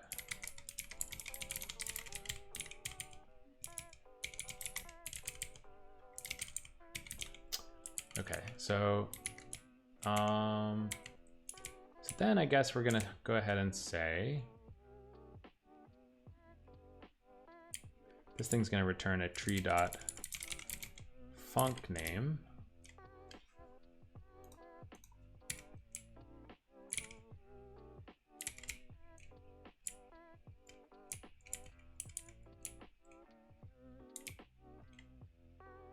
I guess I could just say funcName is equal to tree.funcName, and I could say obj_name. Oh, it's the wrong package, so I guess I can't do that. I've got to have a function that does something like this. So func new unqualified funcName.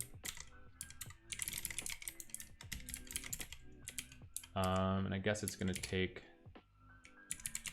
something like this.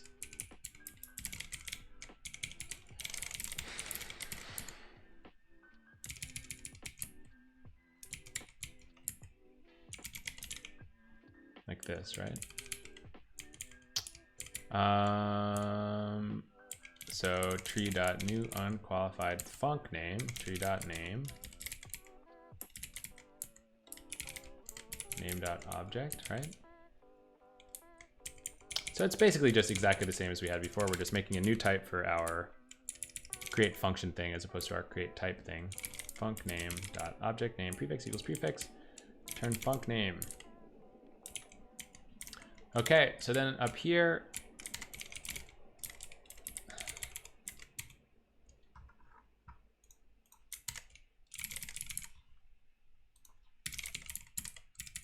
funcDef, so it's just n.name.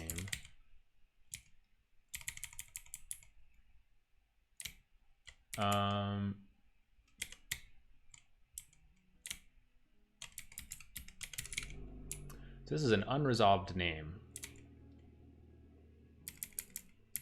Maybe the grammar definition that we use for create type is slightly different. Is that what's going on here? This is also an unresolved name. No, wait, this is create.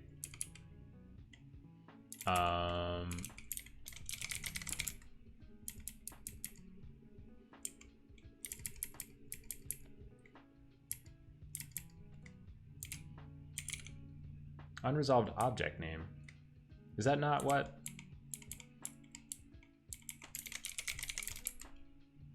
Unresolved name versus unresolved object name? What the heck?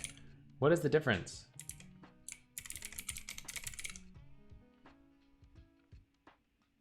It's more restrictive.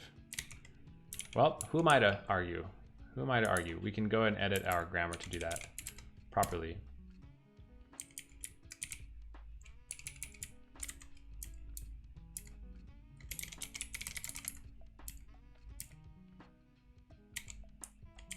So I guess we just don't to unresolved name it. We keep it as an unresolved object name.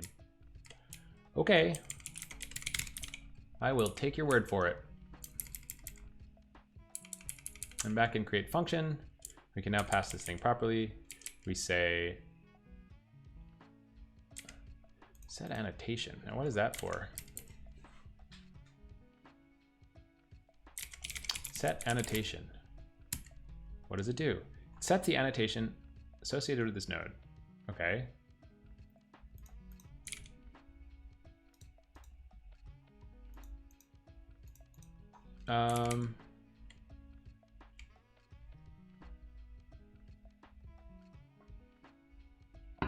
Well, I truly don't know what this is for, so I'm just going to delete it. Okay. It's going to be resolve new funcName.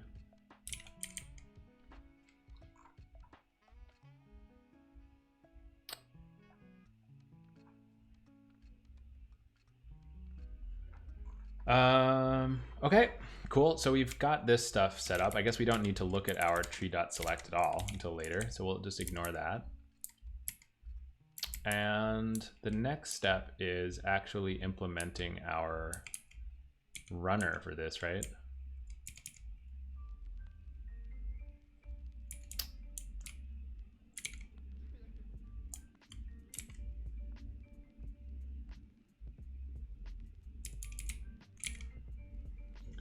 So there's some interesting stuff about IDs to think about, isn't there?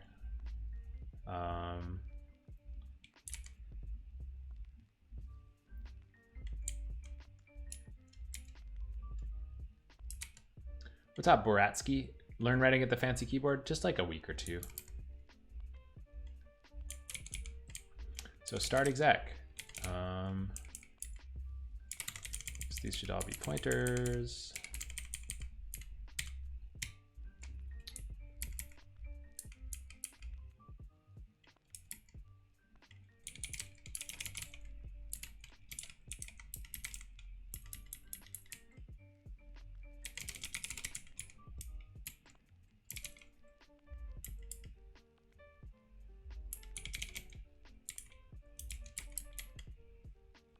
Ortholinear layout. Yeah, that's a good point.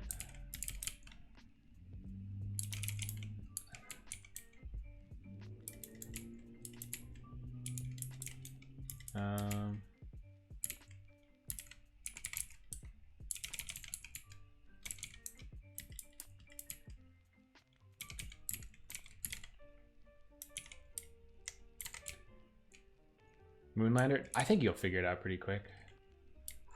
Des PB, so ID error, not equal to nil, turn error. All right, so we've generated our ID. Now it's pretty soon we're gonna need to be making our descriptor. And at that point, we're gonna have to mess with that protobuf that we were talking about before.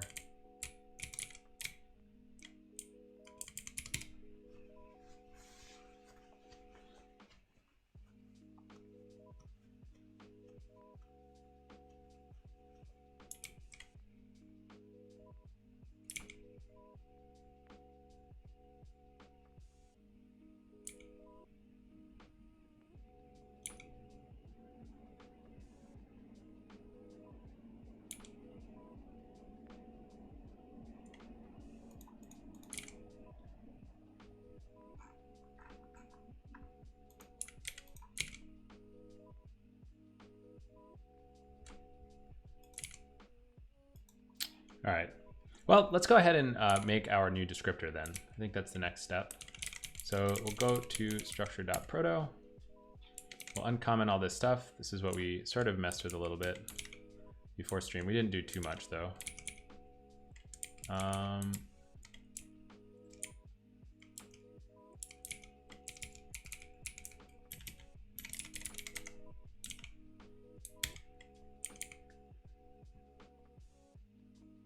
Someone who crosses into the wrong side of keyboard a lot. That was the hardest thing for me. I had to adjust to not hit B with my right hand. Like I used to hit B over here and maybe V too even. Like these two keys I had to learn to do with my left hand, but now I'm like a much better typist, you know? So it was like kind of worth it.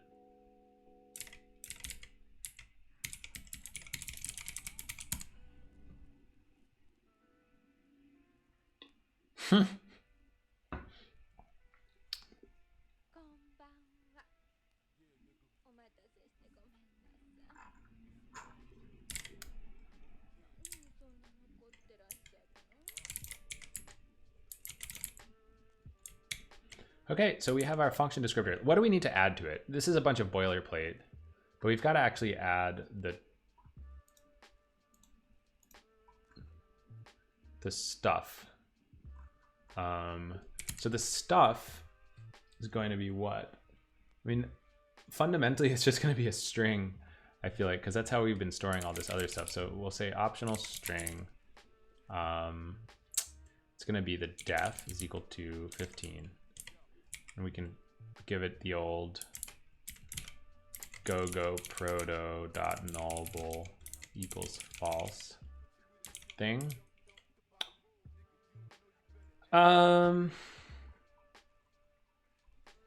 So it's going to have a def. It's also going to have,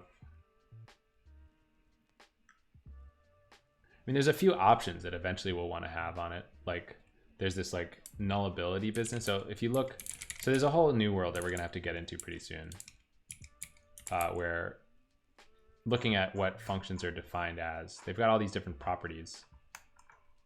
Let's look at a good example. Right. Oh yeah. So we need input and output types. That's important. We have the function itself. We've got info, which I don't know if you can even, well, we can think about that. There's this volatility business, which is pretty important. That tells the planner whether or not to reevaluate things in certain conditions. So there's like a bunch of this stuff. There's also like, if you have, let's see. I was gonna say there's this nullability business. Where did that go?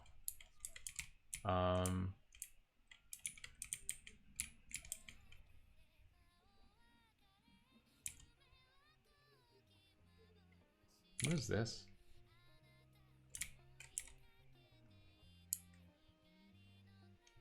Oh wow, this is very interesting.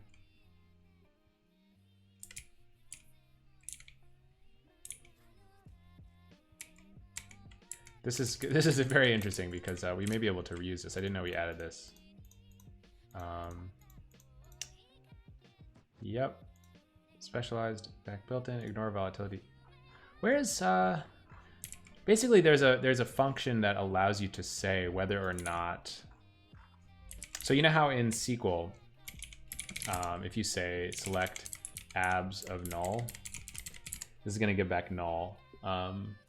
Basically, there's a way to say whether or not your function wants to see nulls or not. Like you can either say, if I have any null in my function arguments, then I always return null, which is the default. Or you can say my function wants to see the nulls and it can do whatever it wants given the null. So it's sort of like a little shortcut. And normally that you can, there's a way to override whether or not that happens. And I guess I just sort of forget where that, oh, that must be in these props.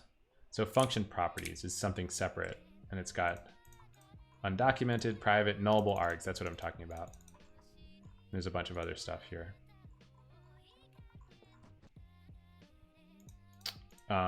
Anyway, but we can ignore that stuff for now. I think the most important thing is we need our param types. We need our input argument types, param types.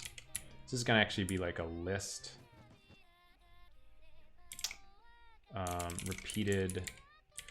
Now, I do have access to types in this thing, don't I? I do.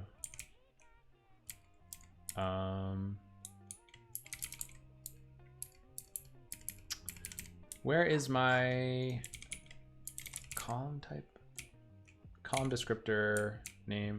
SQL sem types T, so that's what I want. Everybody knows that relational databases Hey. don't scale because they use joins,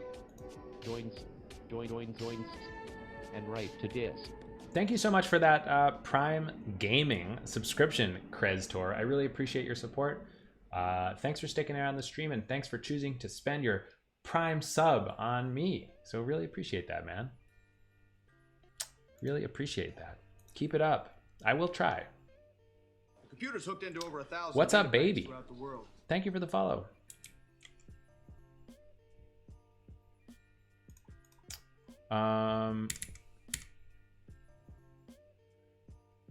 Okay, so this is going to be SQL.sem. What was it? SQL.sem.types.t. SQL.sem.types.t. Is this not how this works? Oh, is optional not available? It's either optional or repeated, like this. You're welcome. What's up, baby? Quick question: is there a shortcut for converting the generated gRPC repeated type to Golang struct?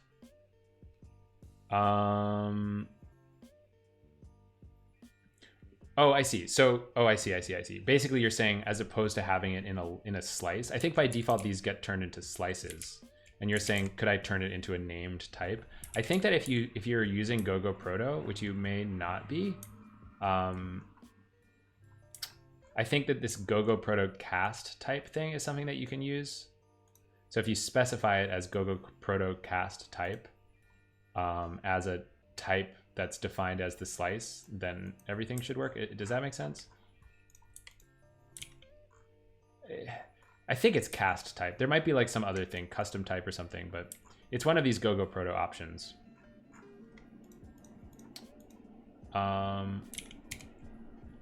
So we've got our param types, and we also need our return type. So this is going to be optional SQL sem types t return type is equal to 17. Now,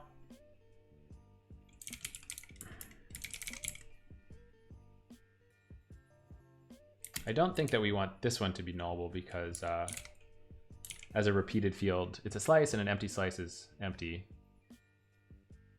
I think it wants to look like this. Okay, so we're gonna say def is the string definition of the, I guess yeah, it should be fine, of the user defined function. Param types is the list of, we also need param names, of course. How could I forget? Param names. So this is gonna be 16, 17, 18. And this is gonna be a list of strings, repeated string, right? Yeah, I think so.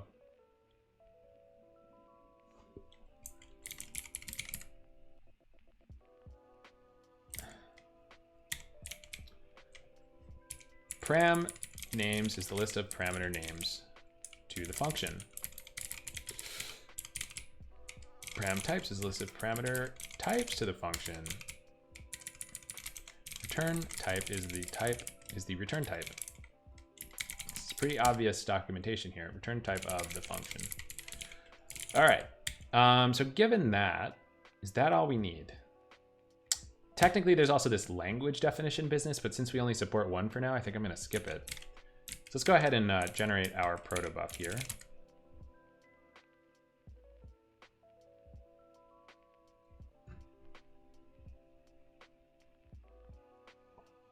gRPC to Golang struct.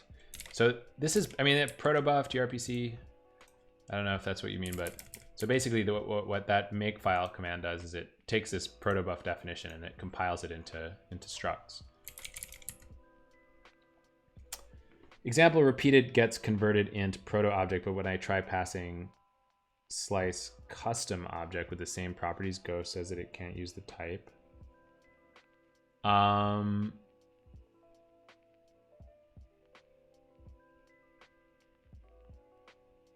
Well, okay, so I'll show you what this thing that I just did does, right? I mean, first of all, it's weird that it's giving it as a pointer. Is that normal? Custom object with the same properties. I mean, I guess that doesn't make sense, right? You've got to, I mean, when you define your message type, right? So, oh, I see. So you're saying like the generated struct for a particular message is not the same Go type as the one that you're playing with. I think that you kind of have to have it be the same Go type, or you can use this. I thought that this cast type was the thing that did that. This cast type business. So I think what this cast type, let's take a look at this definition. This is foreign key reference. So in foreign key reference, see, we have a table and it's an ID, right? But an ID is eventually it gets turned into a uint32. But like in this struct, it's defined as an ID, whereas to protobuf, it's actually a uint32. Like down here, you see optional uint32 table cast type ID. I don't know. Is that, this stuff is not easy. I don't know. I'm not sure if I'm totally getting your example, but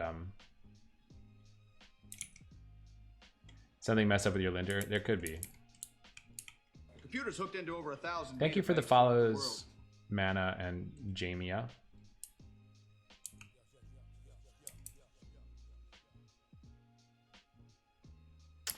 Okay. So we've got our protobuf. So now we've got to synthesize the protobuf in our create statement. So create function.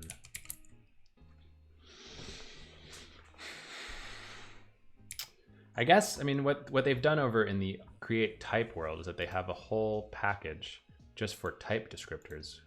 Maybe we should do the same thing for function descriptors. Seems like we probably should, right? Just to keep things equal. So we can start there.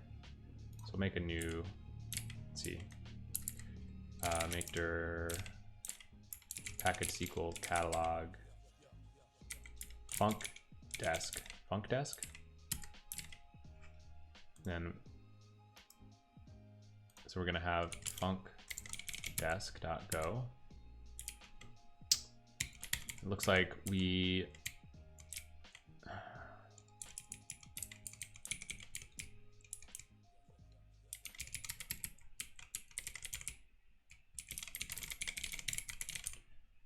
do we have something called a catalog.func descriptor? We don't have that yet. I see. This is where we make these interfaces. And we implement the interfaces on the actual type. An immutable. Immutable is a custom type for wrapping type descriptors when used in a read-only way.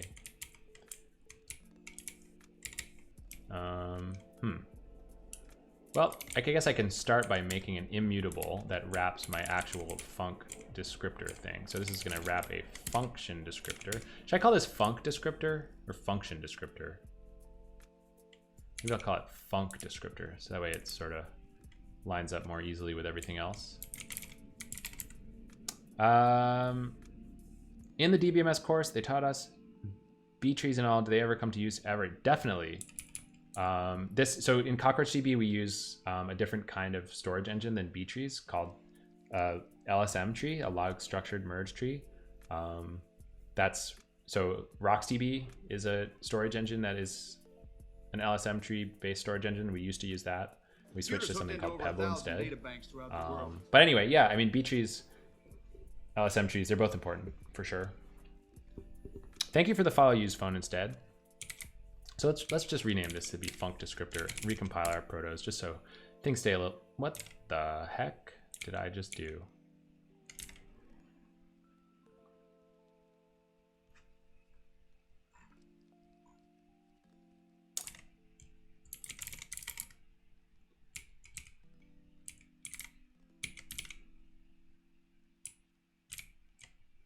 Or should I call it function descriptor? This sucks. Terrible, pointless indecision here. Nope, we're gonna stick to our guns. We're gonna call it function descriptor like we started with. I'm gonna call it function descriptor like we started with, and we're just gonna rename this package to be function desk. Easy to spend a lot of time bike shedding stuff like this for no reason.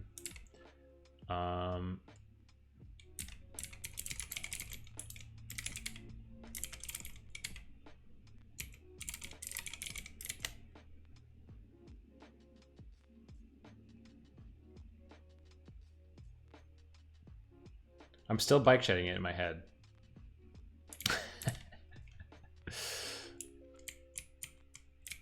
All right.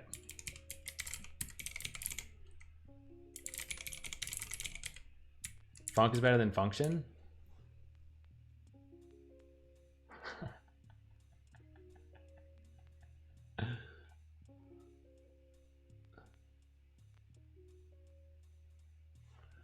All right.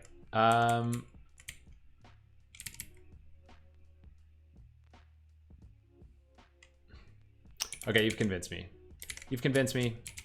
The reason that I almost just undid it is that this business, func descriptor function, func. No, do not do that to me. Do not do that to me. Okay, we'll redo this. This is now a func descriptor. I like that. I think it sounds better. Get rid of this stuff. We might need this. Is uncommitted business. I don't really know.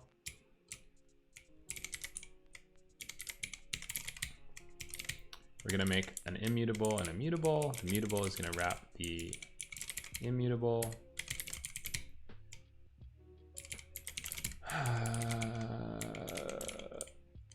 Okay.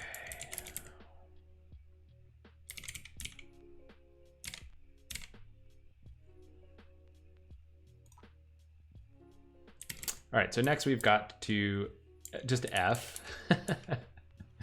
No, stay back.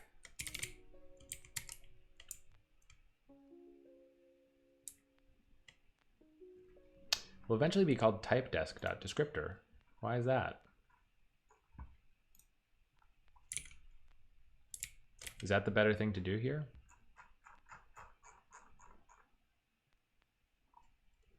Maybe I should try to be a futuristic looking person.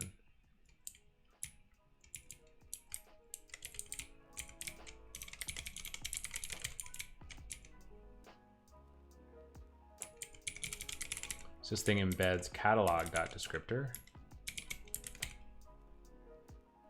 Forbid return values and call it a proc descriptor.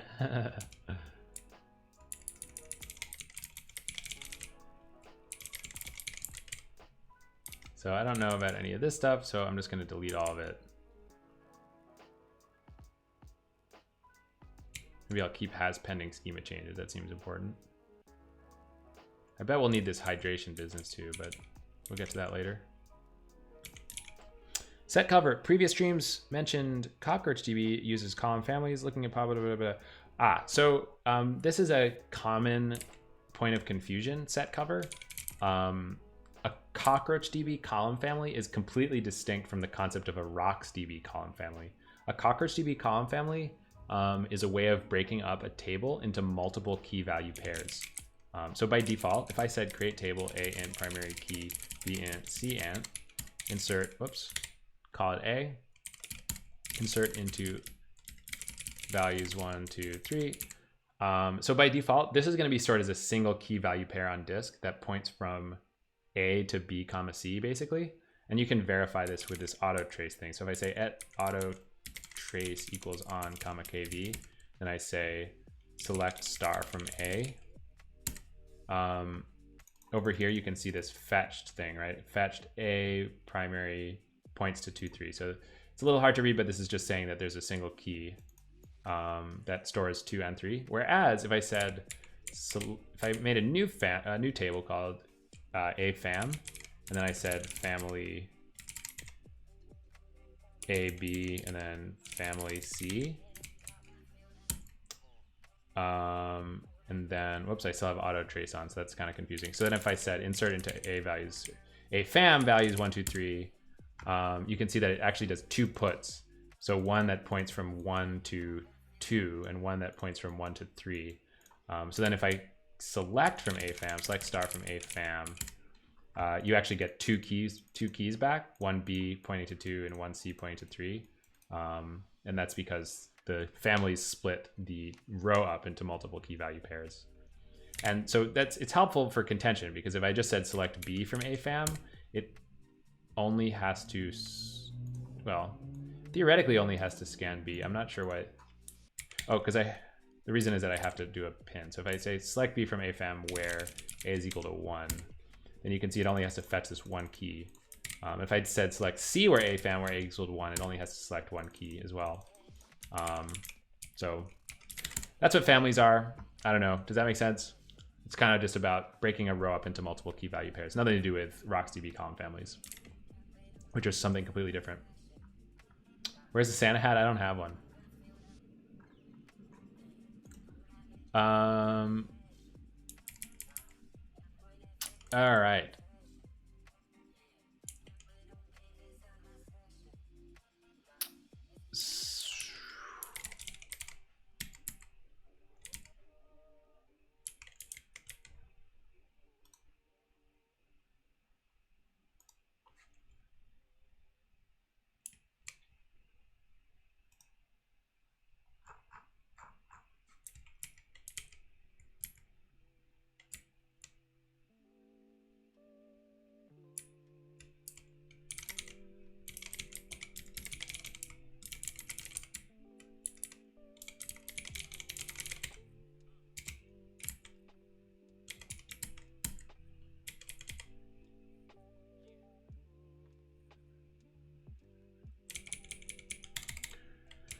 Okay, so then I've just got to implement a whole crap ton of crap, which is fine. I think I can basically just clone all of these.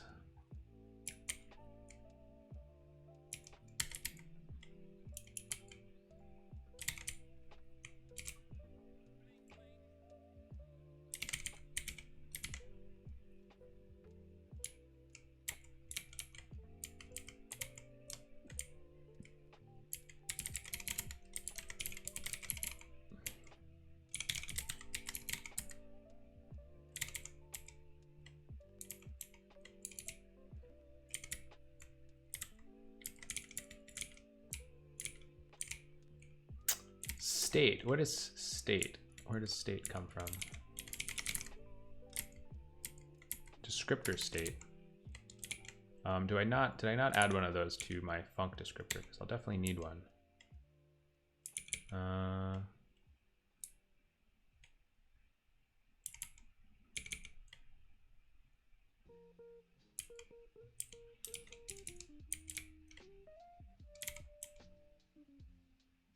I think I need all this stuff actually, right? I don't know why I didn't. Oh, I have some of them. I just missed state. Is that right? What is 7? 7 is draining names. I don't understand why these are all like randomly.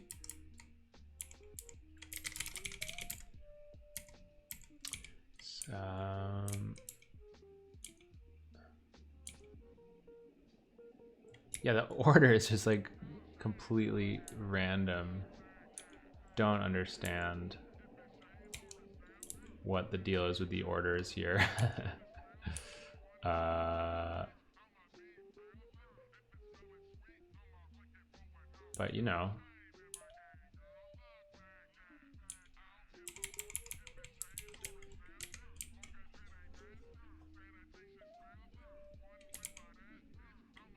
Kind of, I wish that we had something to embed. I don't know why we don't do that. Like there's some reason why we don't do these embedded fields. See the discussion at the top of table descriptor. Following 5 fields are metadata requires by all descriptors to be releasable. Versus ease of migration burden is not all descriptors initially had all these fields, but many had some. Ugh. Okay, well.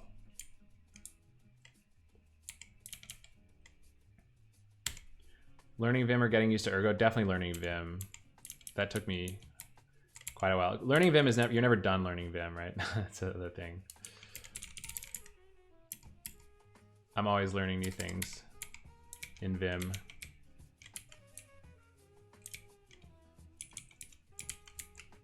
So this offline reason business, I think we need. It's very sketchy.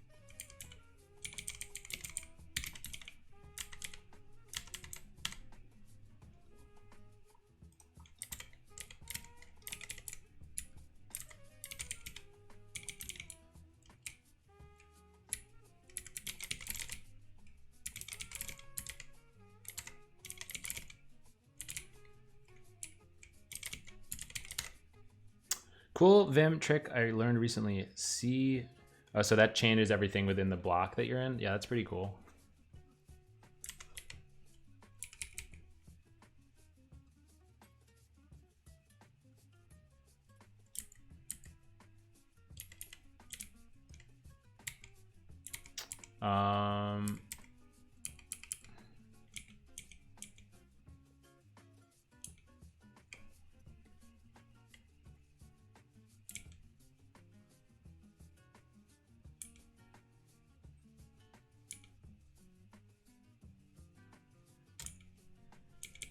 I feel like all of this is just exactly identical.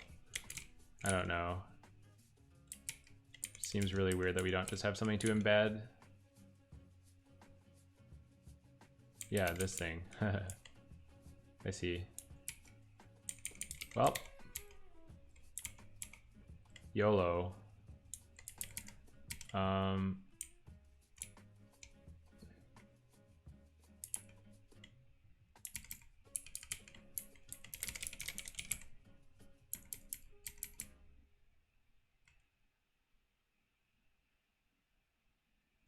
What is name resolution result? Something that I have no idea about. Type name, we don't need that, right? What is type name from? Type name. Oh, I see, it's the type of the descriptor.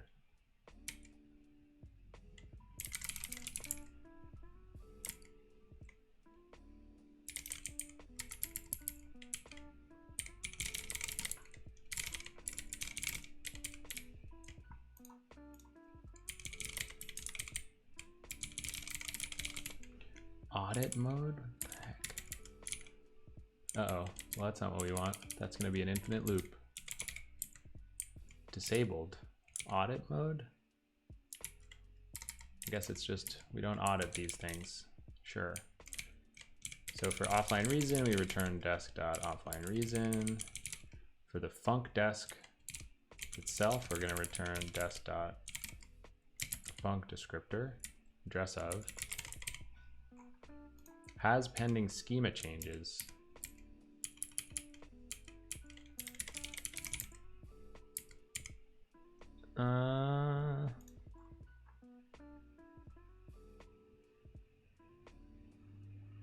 What does this mean? Whether or not the descriptor has schema changes that need to be completed. If there are any non-public enum members.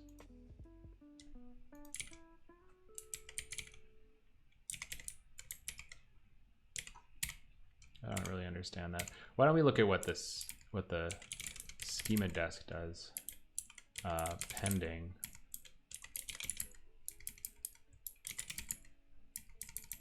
It's not implemented on that. It's kind of weird. So wait, what type is this has pending thing from?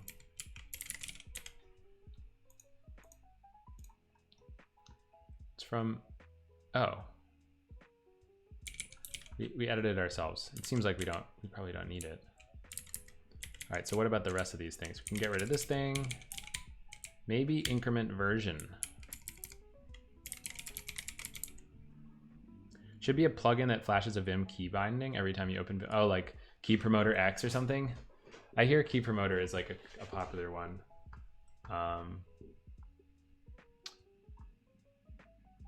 Teaches you how to use the stuff a little bit better.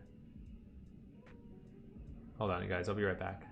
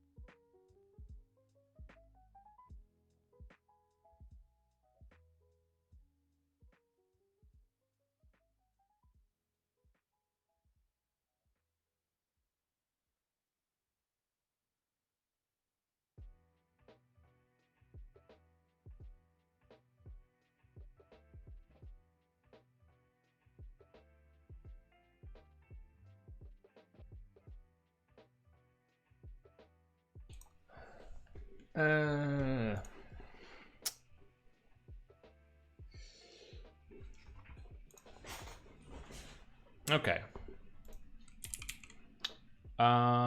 Maybe increment version. Can I just copy this? So this should be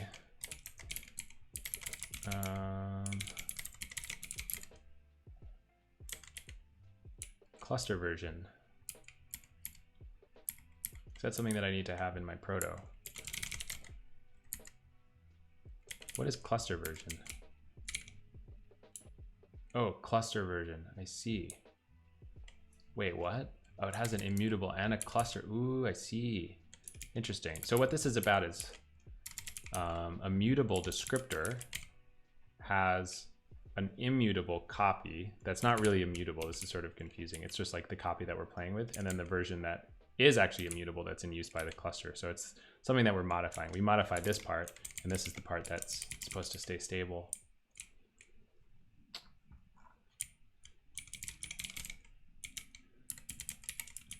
Presumably we do this.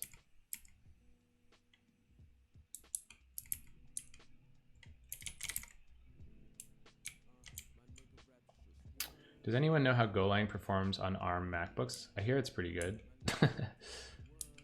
But I haven't, I don't have any M1 hardware.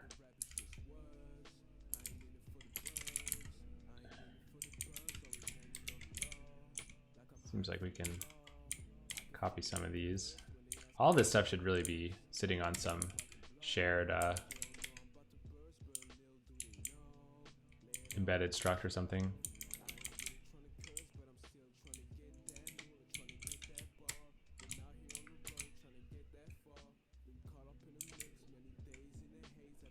New immutable.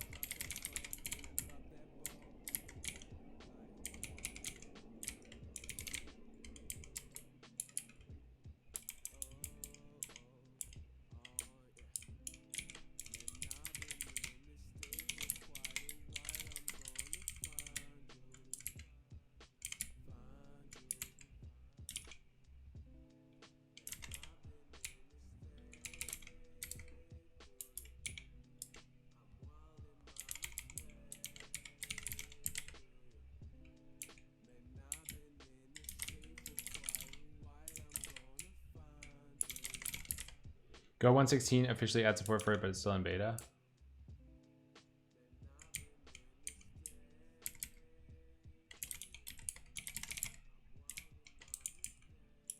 These seem to be all copyable as well. All of this stuff should really just be on some embedded thing. I guess it's hard because the types are different, but it's pretty lame. There's just so much boilerplate to do.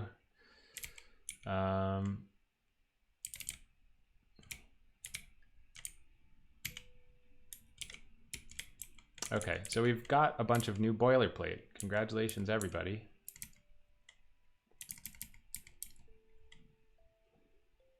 So now back in our actual implementation, what do we have to do here?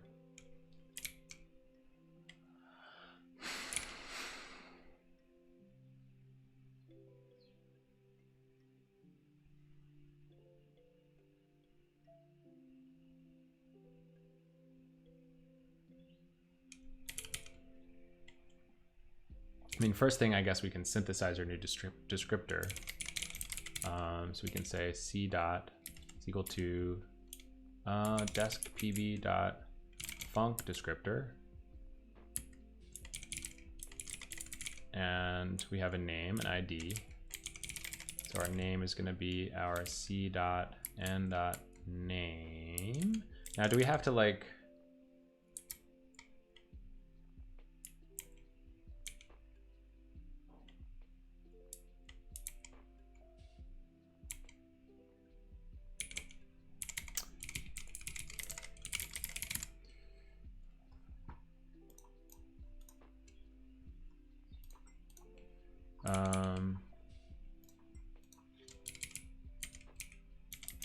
so this is going to be our c dot func name. Our ID is going to be our new ID.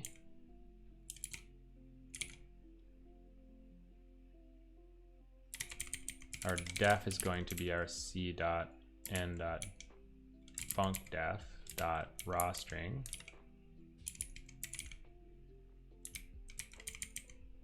Our param names.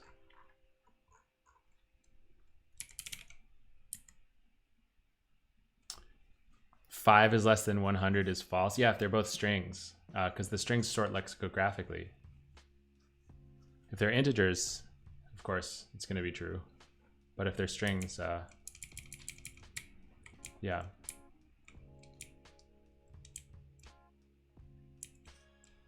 So param names.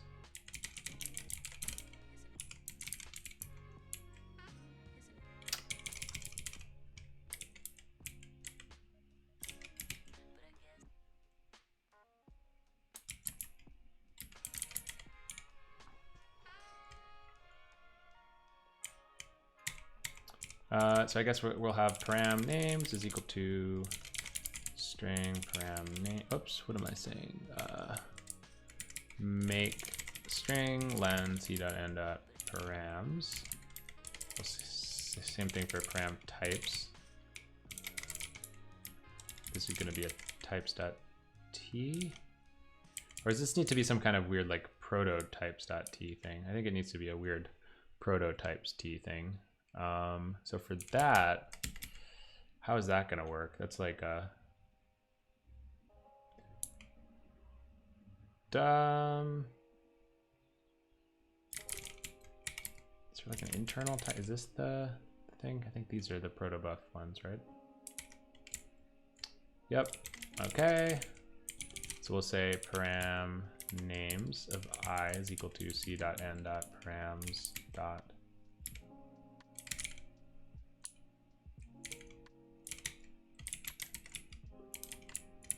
of I. All right, so the types are going to be params I dot type dot. Ooh, we have to resolve these things. Now, how do we resolve types? That is a question. That is a question. I don't know how that works. So let's see. Resolvable type reference. I guess we could look at alter table for this. And so for alter table, if we add a column, presumably there's something where we actually quote unquote tree.resolve type. I see. Okay, well that's simple enough. Guess there's some other crap to do. So let's just copy this over here.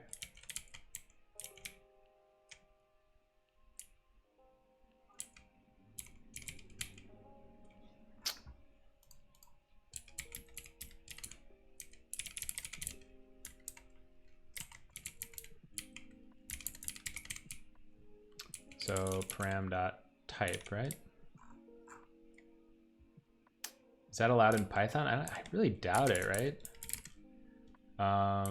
5 is less than 100. I mean, this is false, right? Yeah, makes sense. I don't think that any language would sort number looking strings by number, right? Unless it's like maybe a PHP thing. I don't know. Is that like a PHP thing? One of those scary PHP things.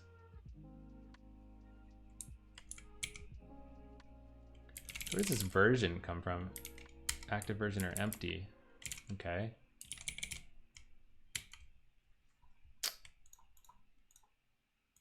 PHP did whatever PHP wanted to do. That is definitely true. Okay, so we resolve this thing, and we resolve it as the toType, I guess, right? toType dot internal type. Now here we're going to, we can change it to say param.name. Okay, all right. So we loop through, we collect our new arrays, and then param names can be param names, and param types can be param types. And then we should be good to go. What's going on here? Something is unhappy. Is it this? There we go. types.internal type. So this is the wrong type. Needs to be a star types.t. Now, how crazy is that? That is truly crazy. I don't know how that works, but it makes it a little bit easier for me anyway. So param types is just going to be a regular old types.t slice, I think pointer. Yeah.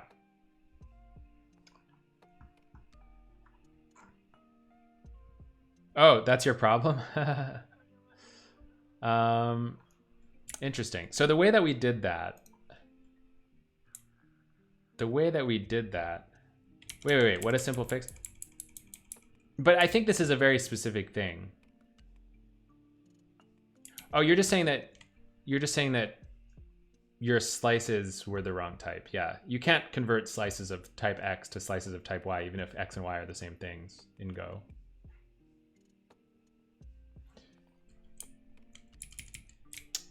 If that's what you're saying, I don't know. Return type is going to be our, so we've got to also resolve our return type. So it's basically the same code here.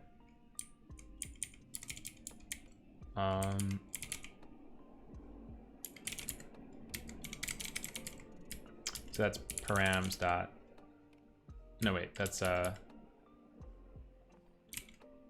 you didn't use make.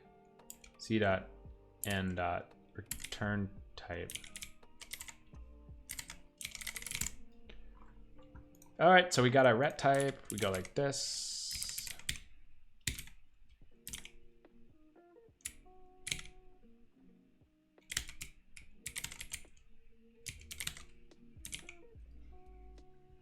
Without make, it was trying to infer and messed up. Yeah, that makes sense.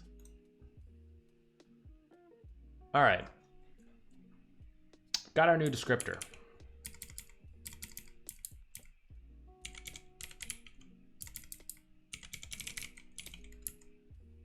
So the next step is what exactly? It is a good question. Who is dinging me? No dinging.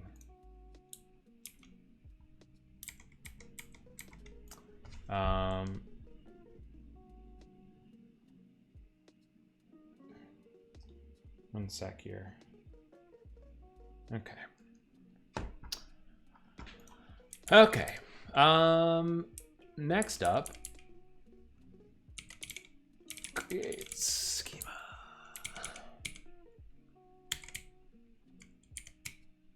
Name collisions, privileges. Okay, so there's a bunch more stuff to do here for sure.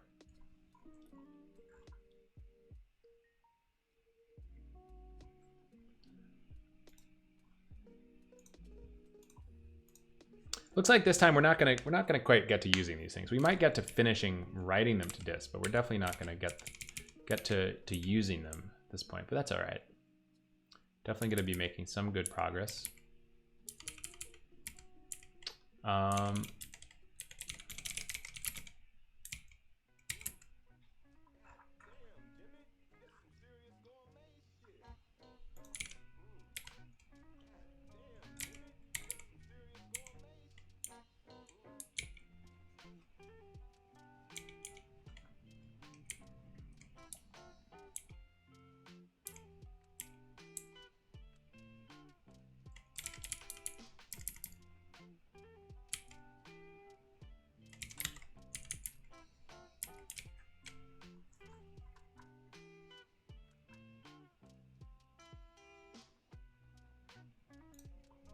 Telemetry.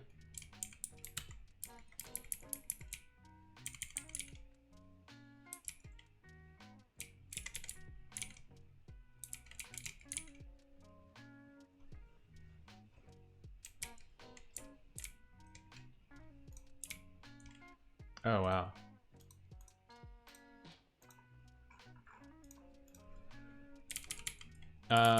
Very, very fine-grained telemetry here.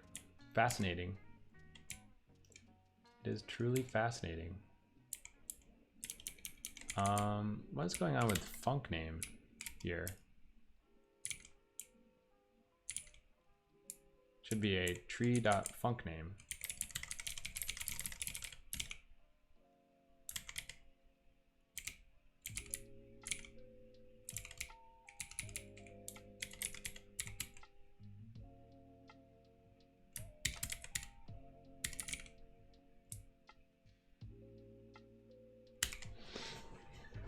Okay, so there's some like schema parentage stuff to deal with here for sure. It's like this stuff, right? Guess we got to grab all this. So this is about if somebody's asked to say like create function, you know, a.b.func or something, we've got to check, is A a database, is B a catalog, you know, or a schema rather. And then if there's just a single dot, there's something similar as well. Okay, it looks like, should we just follow the pattern? So it looks like everybody else makes this a function on the planner. I don't know why they do that, but guess we could too, right?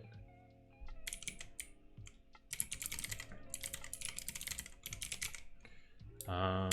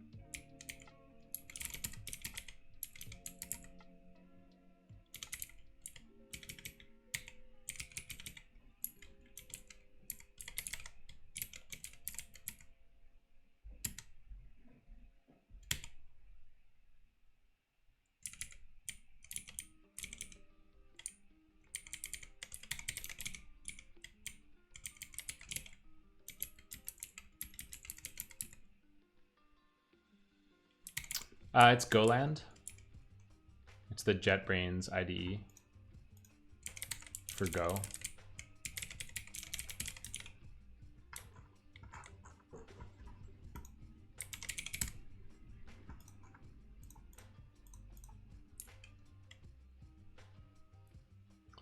Okay, so let's see then. Create.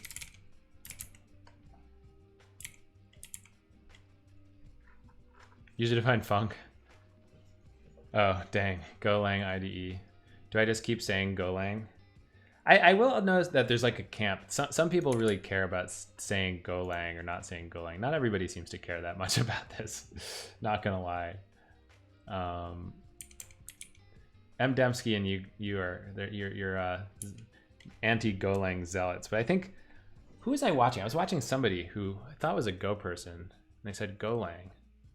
I almost feel like it was...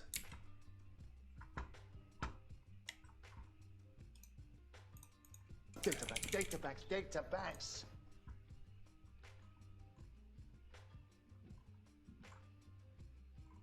I mean, I was looking at this tweet by Russ Cox himself, and he said hashtag Golang. So please explain that. Thank you for the follow, Sun Je. So explain this tweet. I don't think you can. That's the hashtag? Okay, so the hashtag is allowed then? I don't know, dude. That seems a little bit suspicious to me. But what are you gonna do? It's like saying it's Rustlang. I mean, I get the argument for sure. It's just...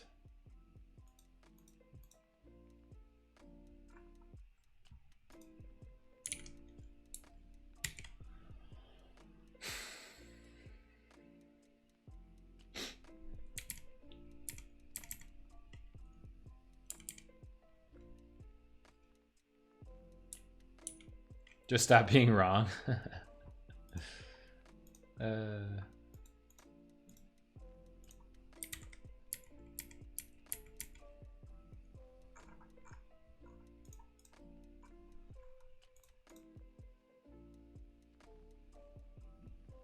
Go is a more common word than Rust, so it might require a better contextual definition, explanation.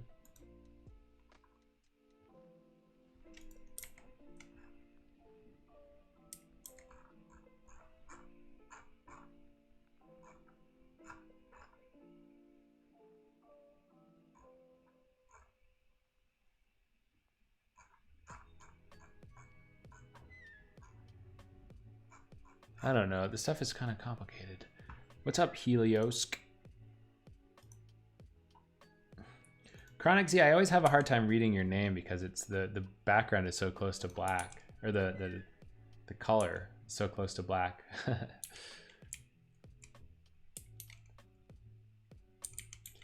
What's up, Root Guy? Is anyone allowed to submit pull requests? Absolutely.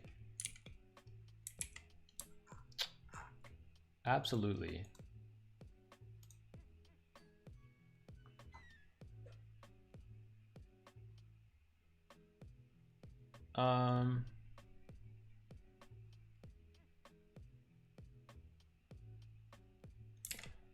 Does it, just trying to think about how this schema qualified stuff works. I don't really get it, to be honest.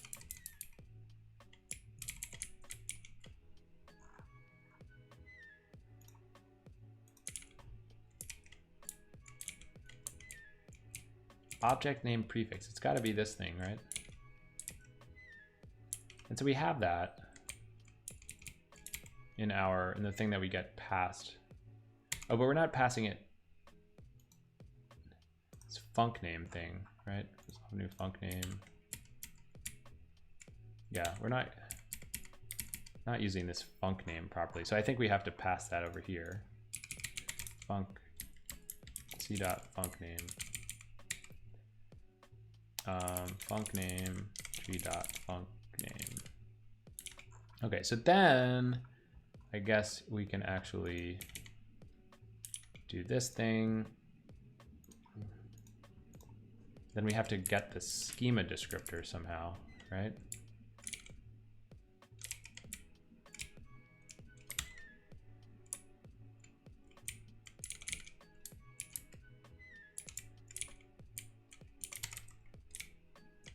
Get create type params. Ah.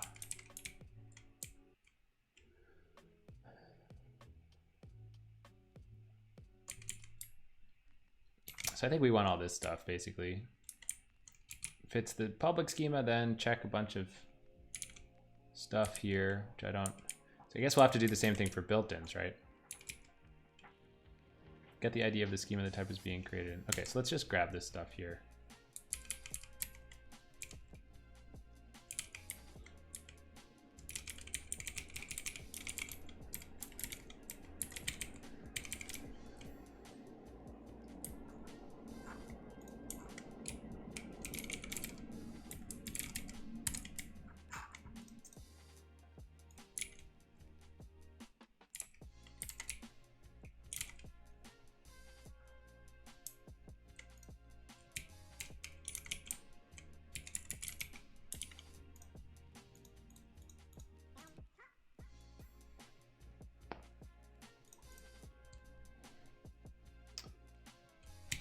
Guess we can get rid of this. I guess we need sort of like check the existing built-in functions now.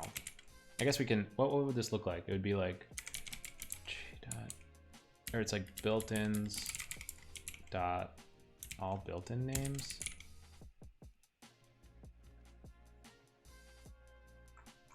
And there's something about, I mean, some of these are scoped, I think, so it's a little bit confusing, but I guess we might as well just try to do it this way.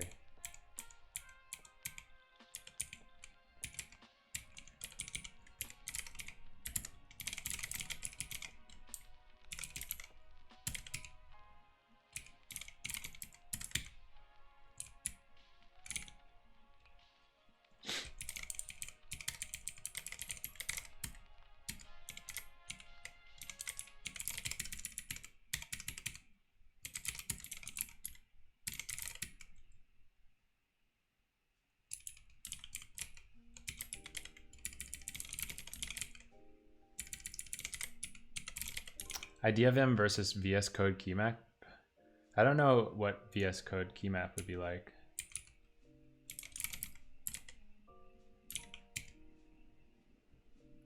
What's wrong with this?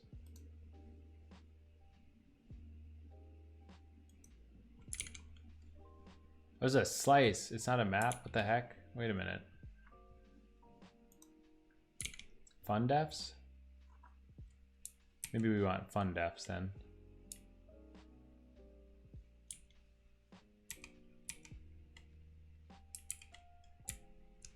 Tree dot fun defs. Okay. Okay, so that's that. Blah, blah, blah. Get the idea of the schema. We've got our schema ID. This is now like this. And then I guess in our func descriptor, we should have a parent schema ID, right? Yeah, okay, great. So our parent schema ID is going to be schema ID. Our parent database parent ID is equal to be DB ID. Okay. And then there's also going to be, we have to check if we actually conflict with any other user-defined function names, which I guess can come later, but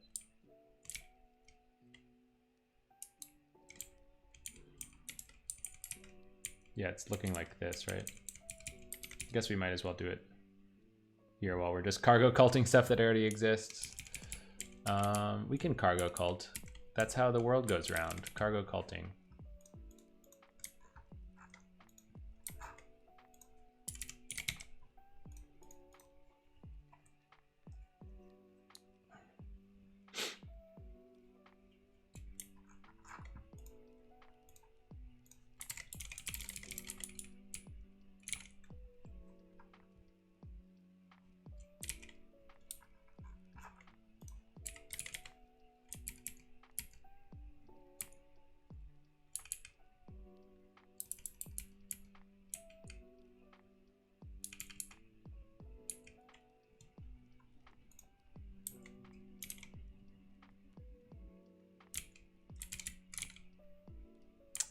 Name, what is name? Oh, that's just our actual function name. So here it's going to be our func name dot object name.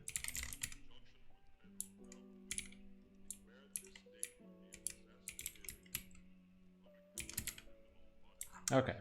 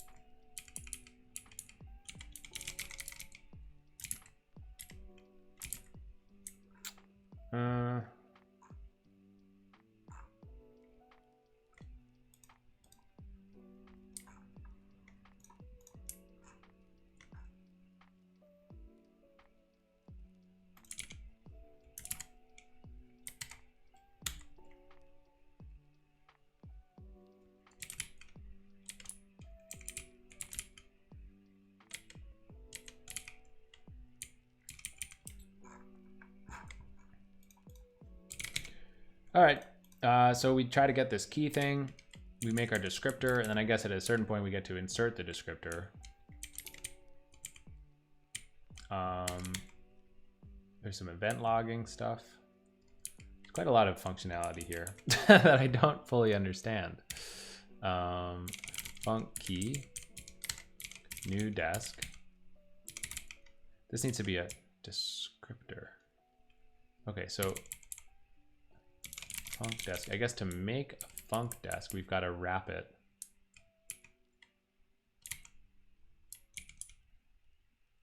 New created mutable. Is that what we do here? New created mutable. From the given type descriptor, with the cluster version being the 0 type, it's created in the same transaction. Okay, sure. That sounds like it makes sense perfectly well. Funcdesk.go.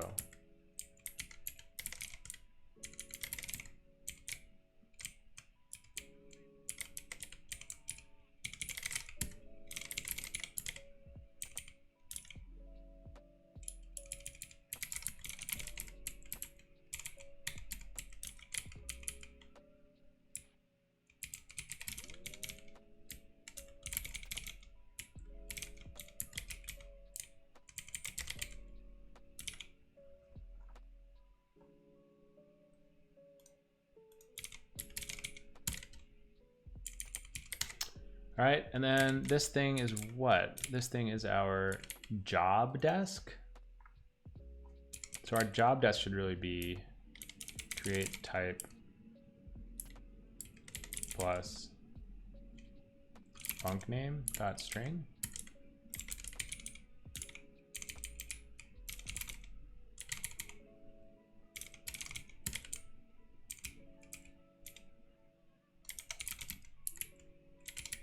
Event pb dot create. This needs to be a new event pb thing. I don't even know what this is. DDL events. Okay, so there's some other, gosh, there's just so much stuff to add. It's like out of control. Create type. You need to create func.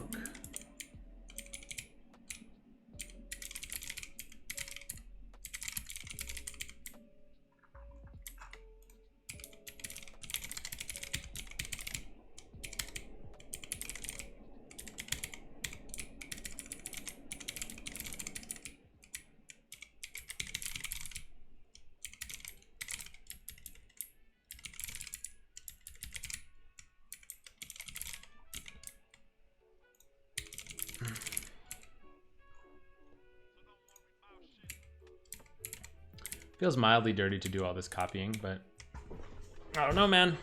We've already got a lot of copies. All right, so let's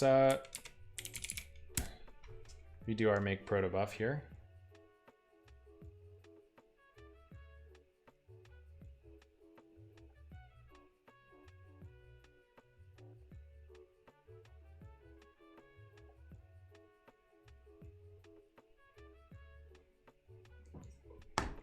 Okay.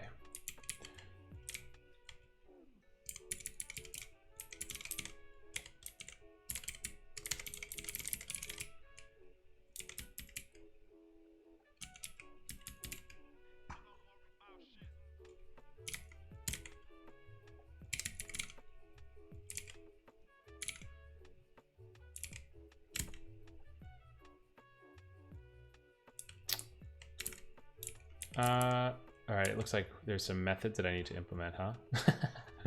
The rabbit hole goes ever deeper.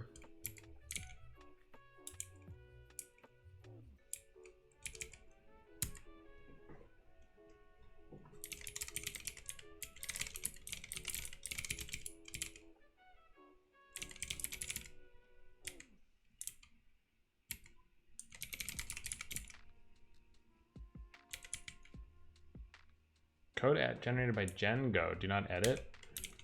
Well, I'm editing it. I don't know what gen.go is, unfortunately.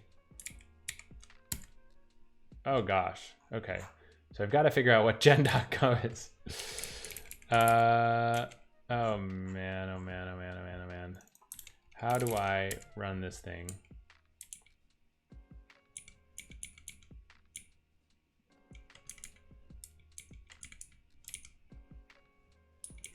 What is this new? What is this?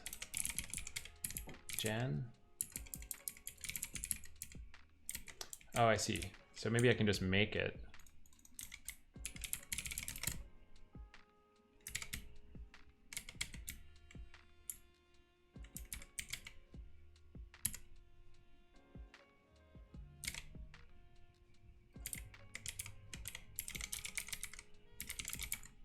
Okay, nice. It seems to have worked.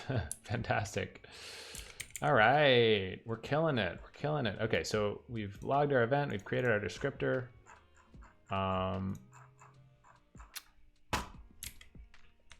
Well, now what?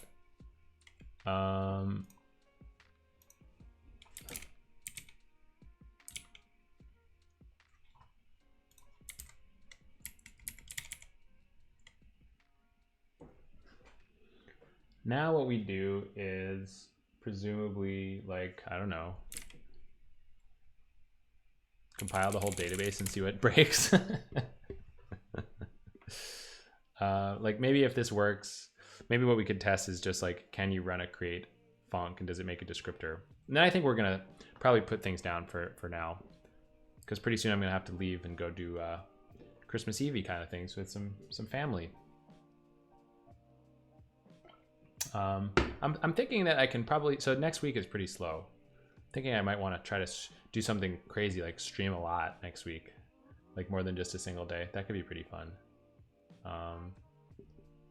People are on holiday for the most part. I'm taking a vacation in January, second week of January, going skiing. It's gonna be super fun.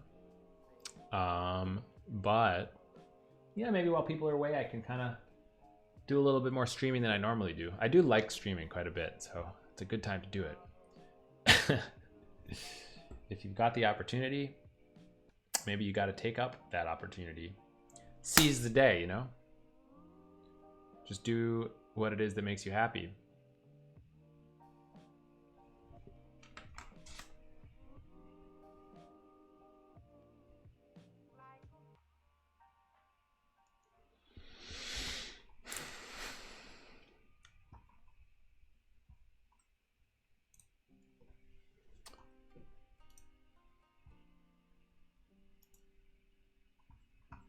A lot of things to compile. I think when you change that tree package, it basically recompiles the entire world because so many things depend on the AST in the database that basically just means you recompile the whole project from scratch.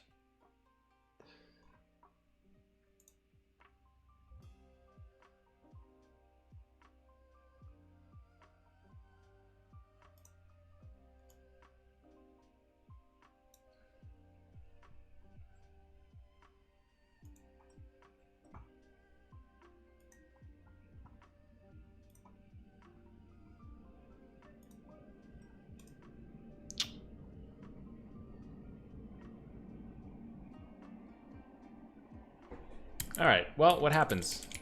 What happens?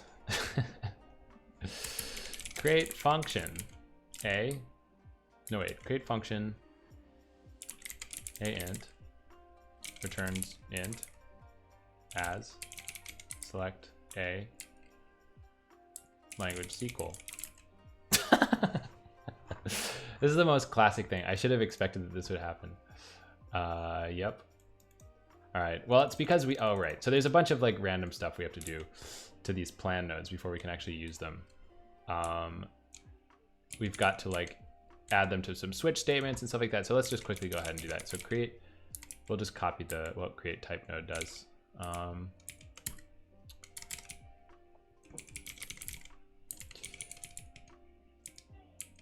Okay.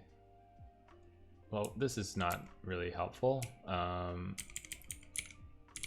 What we really need to do is add it to this walk.go thing. I think this is the thing that's proximately breaking. Create function node. It's got to say create func node, right? It's like way better. This should also say create func.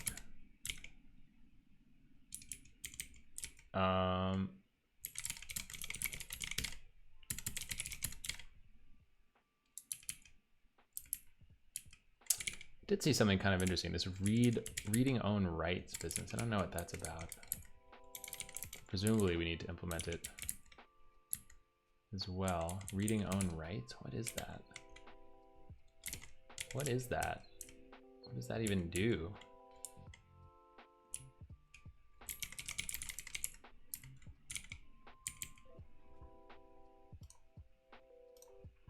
It's just a marker interface. Okay.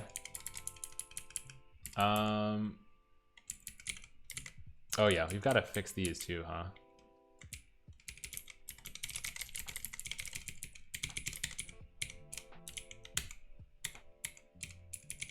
I don't think we need to do anything for these. We just return. These are for things that actually return data, but this is just sort of like a run once kind of plan node. So this is a Boolean?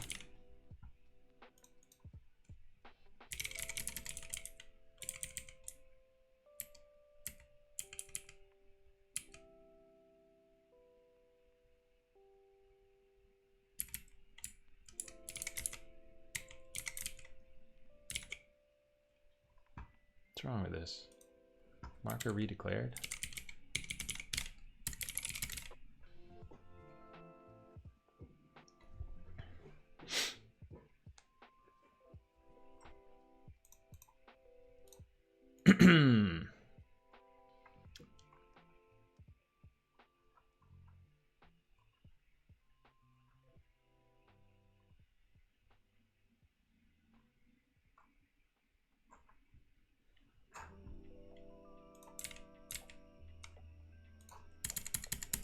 Cannot use nil as bool. What is this? False nil.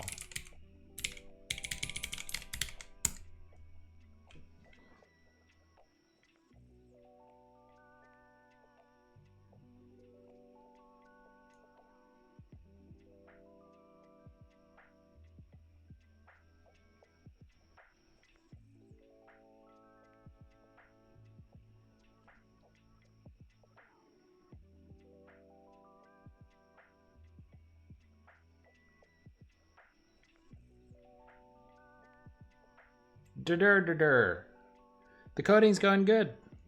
We've done a lot of we've got a lot of you know, cargo culting done today. We did quite a lot of cargo culting. So what's gonna happen? What's gonna happen? Well, bam. Okay, great. We just like we now silently panic the databases. There's like a much cooler of a failure mode, I think. I think a loud panic is a very uncool failure mode.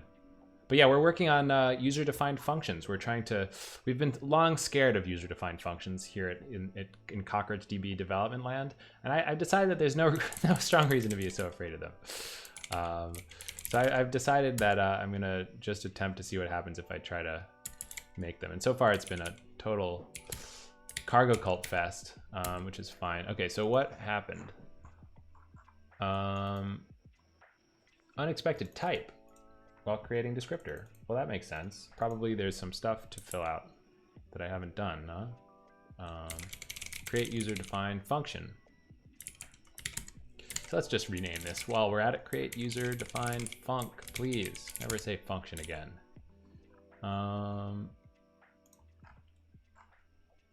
And I think this guy, wait, where's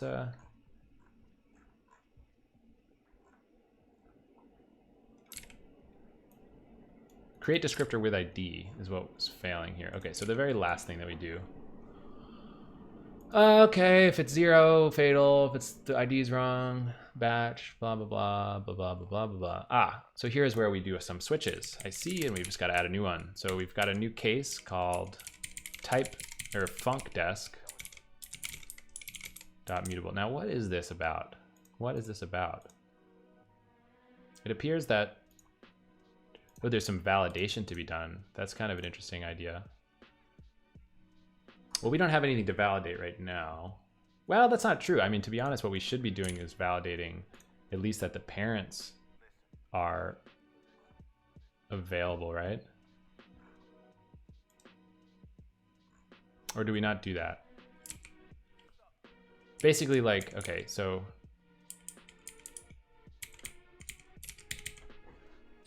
we really ought to validate that the parent ID and the parent schema ID actually exist.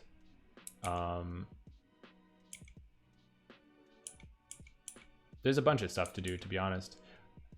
Yeah, I think I'll make a stub for this so I don't forget to do it later. And I have this really cool test. I'm so proud of this test, you guys. Let me show you this test. It's called validate meta test or something. Where is this?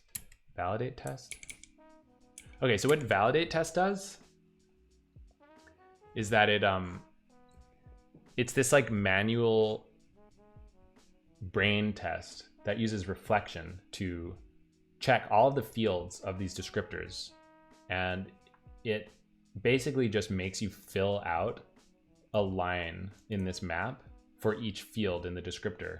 And the purpose is that when people add new fields, they often forget to add stuff to validate. Validate is like a very, very important function to play with, because what it does is it prevents people from writing malformed descriptors to disk, which is one of the worst things that you can do in the schema layer of the database, because it means, well, it can mean terrible things. It can mean that your data will be unreadable, even though the data is still there and safe.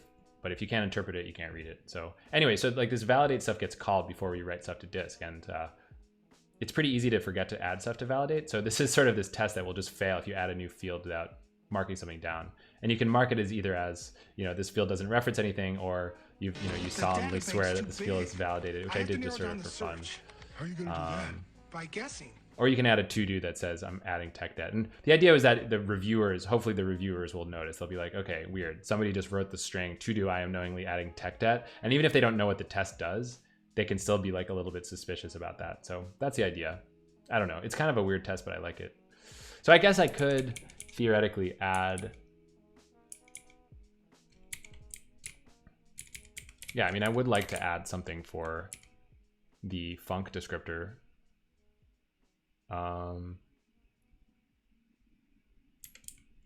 Is this even true though? Like, do we actually validate the parent schema ID of type descriptor? And if so, why did I not see a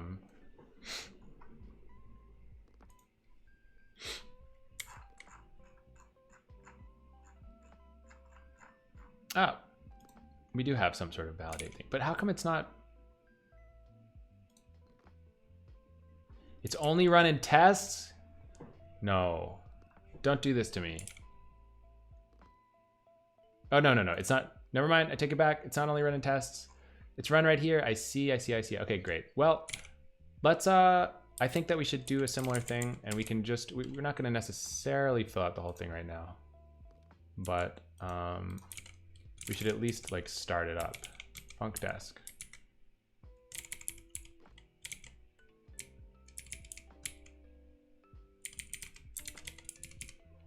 So takes a context, desk getter. Why isn't this importing? It's kind of random. Validate name.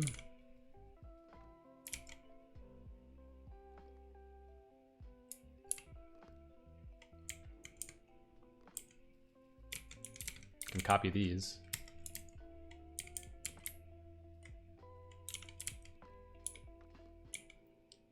And then maybe we can do some of the other stuff later. So I'm just gonna say to do Jordan, validate more stuff. Okay, so then back in our validate test, we can now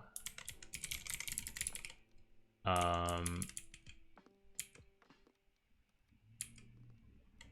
a new section.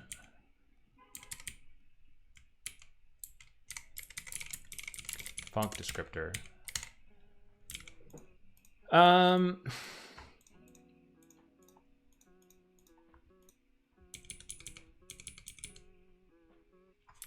And now this is, anyway, I'll just leave it like this. This is not going to fail because there's like, you know, fields that I haven't added to this map, but that's kind of the point anyway. All right, so we call validate on this whole thing. We should say validate context, comma, desk getter.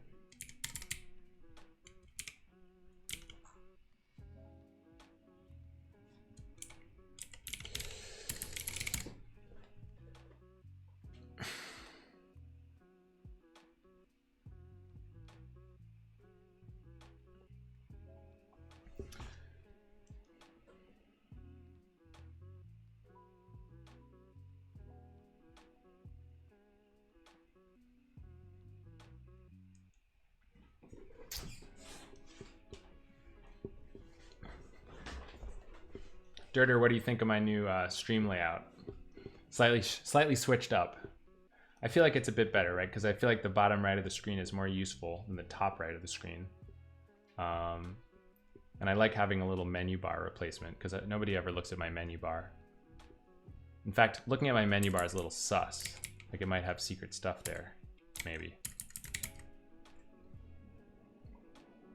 Okay, so we don't panic. Now we just like fail.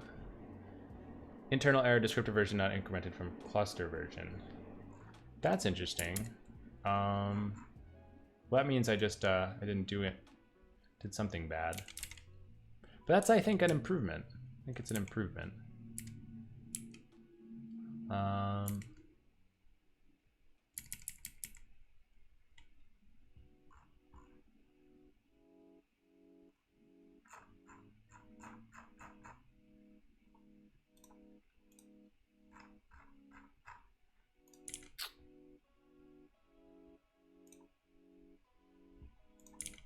Computers hooked into over 1,000 data banks throughout the world. Probin 4998 and SHJ, thank you both for the follows. Now, what is the deal with this version stuff? Did I miss something?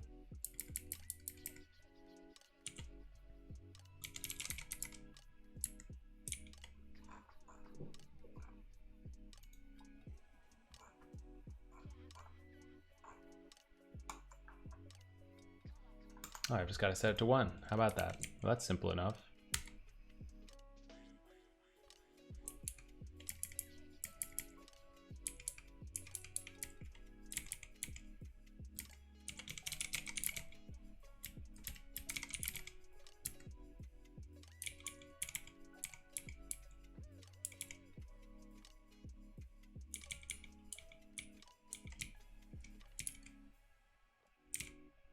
Privs, eh? What are these privs about?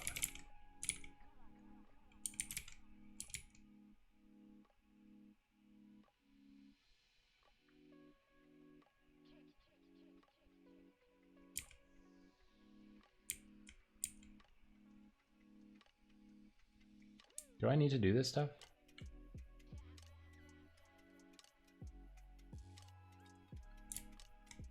No idea.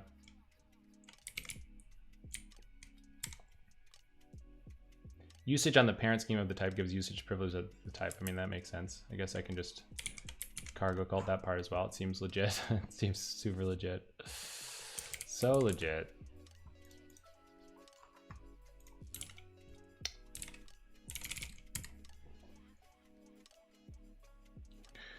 Okay.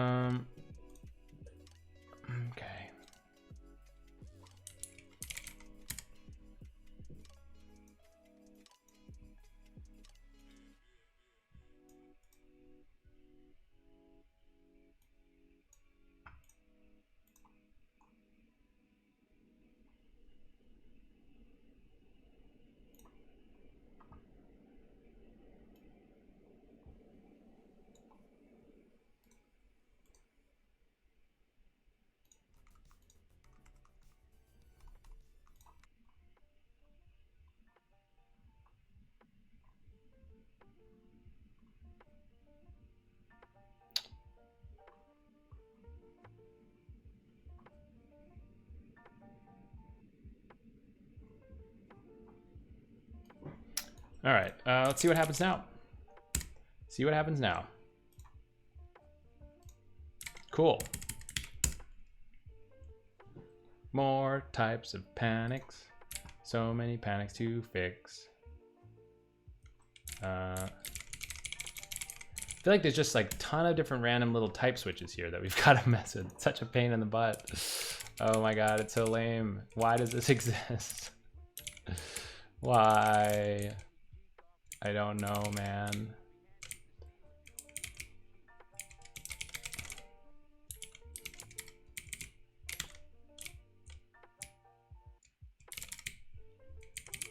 I guess it's just like we change this stuff so infrequently that there's no point to like make it any more modular. But it still strikes me as suspicious. I don't know. I don't know. Just when you get into these situations, you never want to be the one to refactor it. And there may just not be a reason to refactor it, right? Especially with such a big code base. It's like, what exactly is the point? If you're fixing bugs, like that could be a good reason to refactor stuff, or like making it less likely for bugs to be introduced. But it's just not clear if that would really happen here. It's just not clear. It's just sort of like cleaning things up because you feel like it. Never a particularly good reason to change something. If it ain't broke, don't fix it, I think is a pretty good mantra here for sure. Okay, well, I think, yeah. I think I'm gonna have to set things down at this point for a little bit because I've got to head out a few minutes. So this is gonna be my last attempt. We'll see what happens in this last attempt. It's not much of an attempt too, because we can't even check if it round trips. We can't really check if it does anything. Really all we've done is we've added a bunch of boilerplate that allows synthesizing and storing these new function descriptors. But I mean, the next thing we're gonna have to do is kind of two important things, right? We're gonna have to learn to resolve functions, that are user defined. That's going to be pretty complicated and horrible, would be my guess. Then once we get the function resolved, we've got to synthesize a function like guts from a descriptor, which is also going to be difficult. It's essentially going to be injecting, like teaching the optimizer when it sees a user-defined function to pull out the function definition and then treat it as a common table expression, which I think that last part already kind of exists for some other thing. So, dang it, what is this about? Unexpected descriptor type.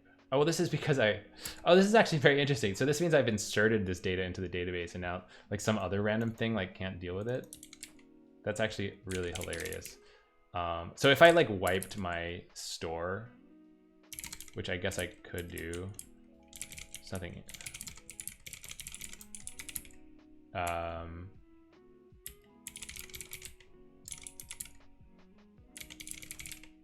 25 megabytes, there's probably nothing in there.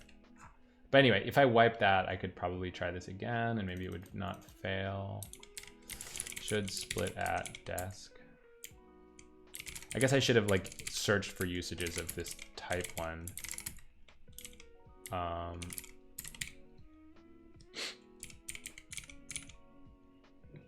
Subpar code saying around more code being built at subpar code. Yeah, it just depends on like, I mean, I agree with you. It just kind of depends on like how frequently you think these things are actually going to change. And if the answer is not very, then it just may not matter all that much. I don't know.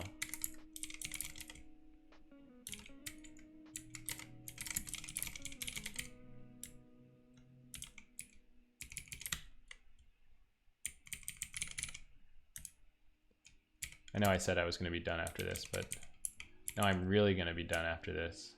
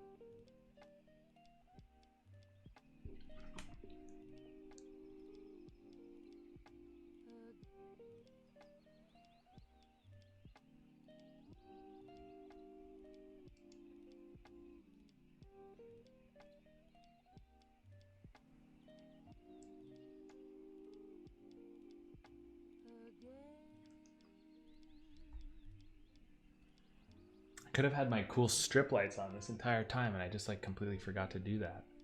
Bummer. Major bummer. Okay, yay. No. Okay, I'm gonna have to stop now.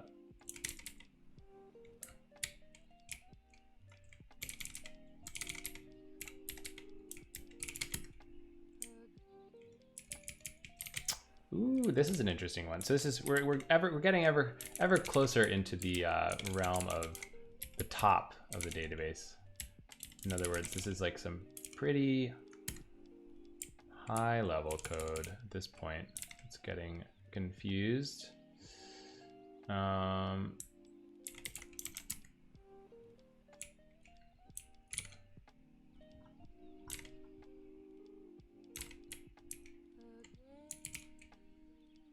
Get all descriptors unvalidated.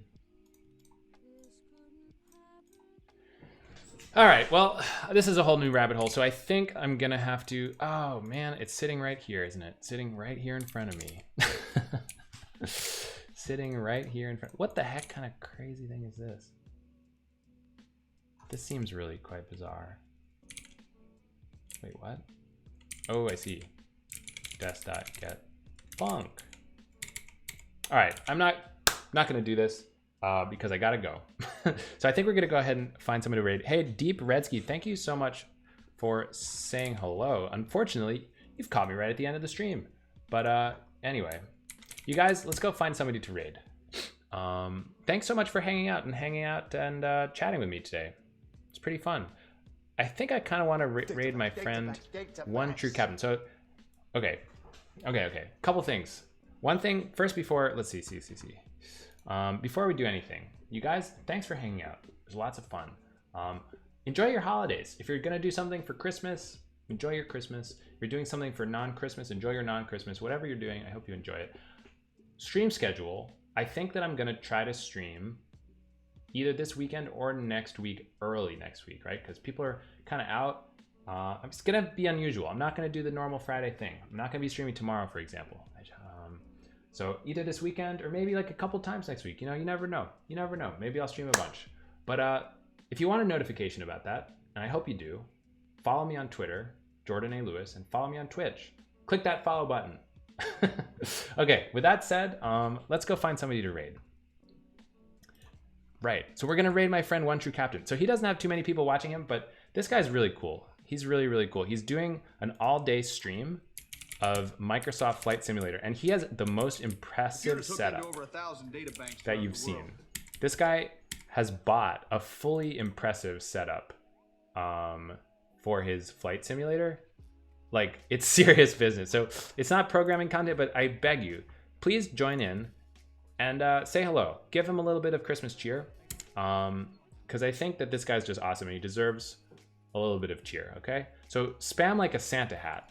All right, get your Santa, get your holiday Santas ready to spam if you have this emote, which everybody should. All right, so hit him with the holiday Santa, and I will see you guys this weekend or next week. Bye.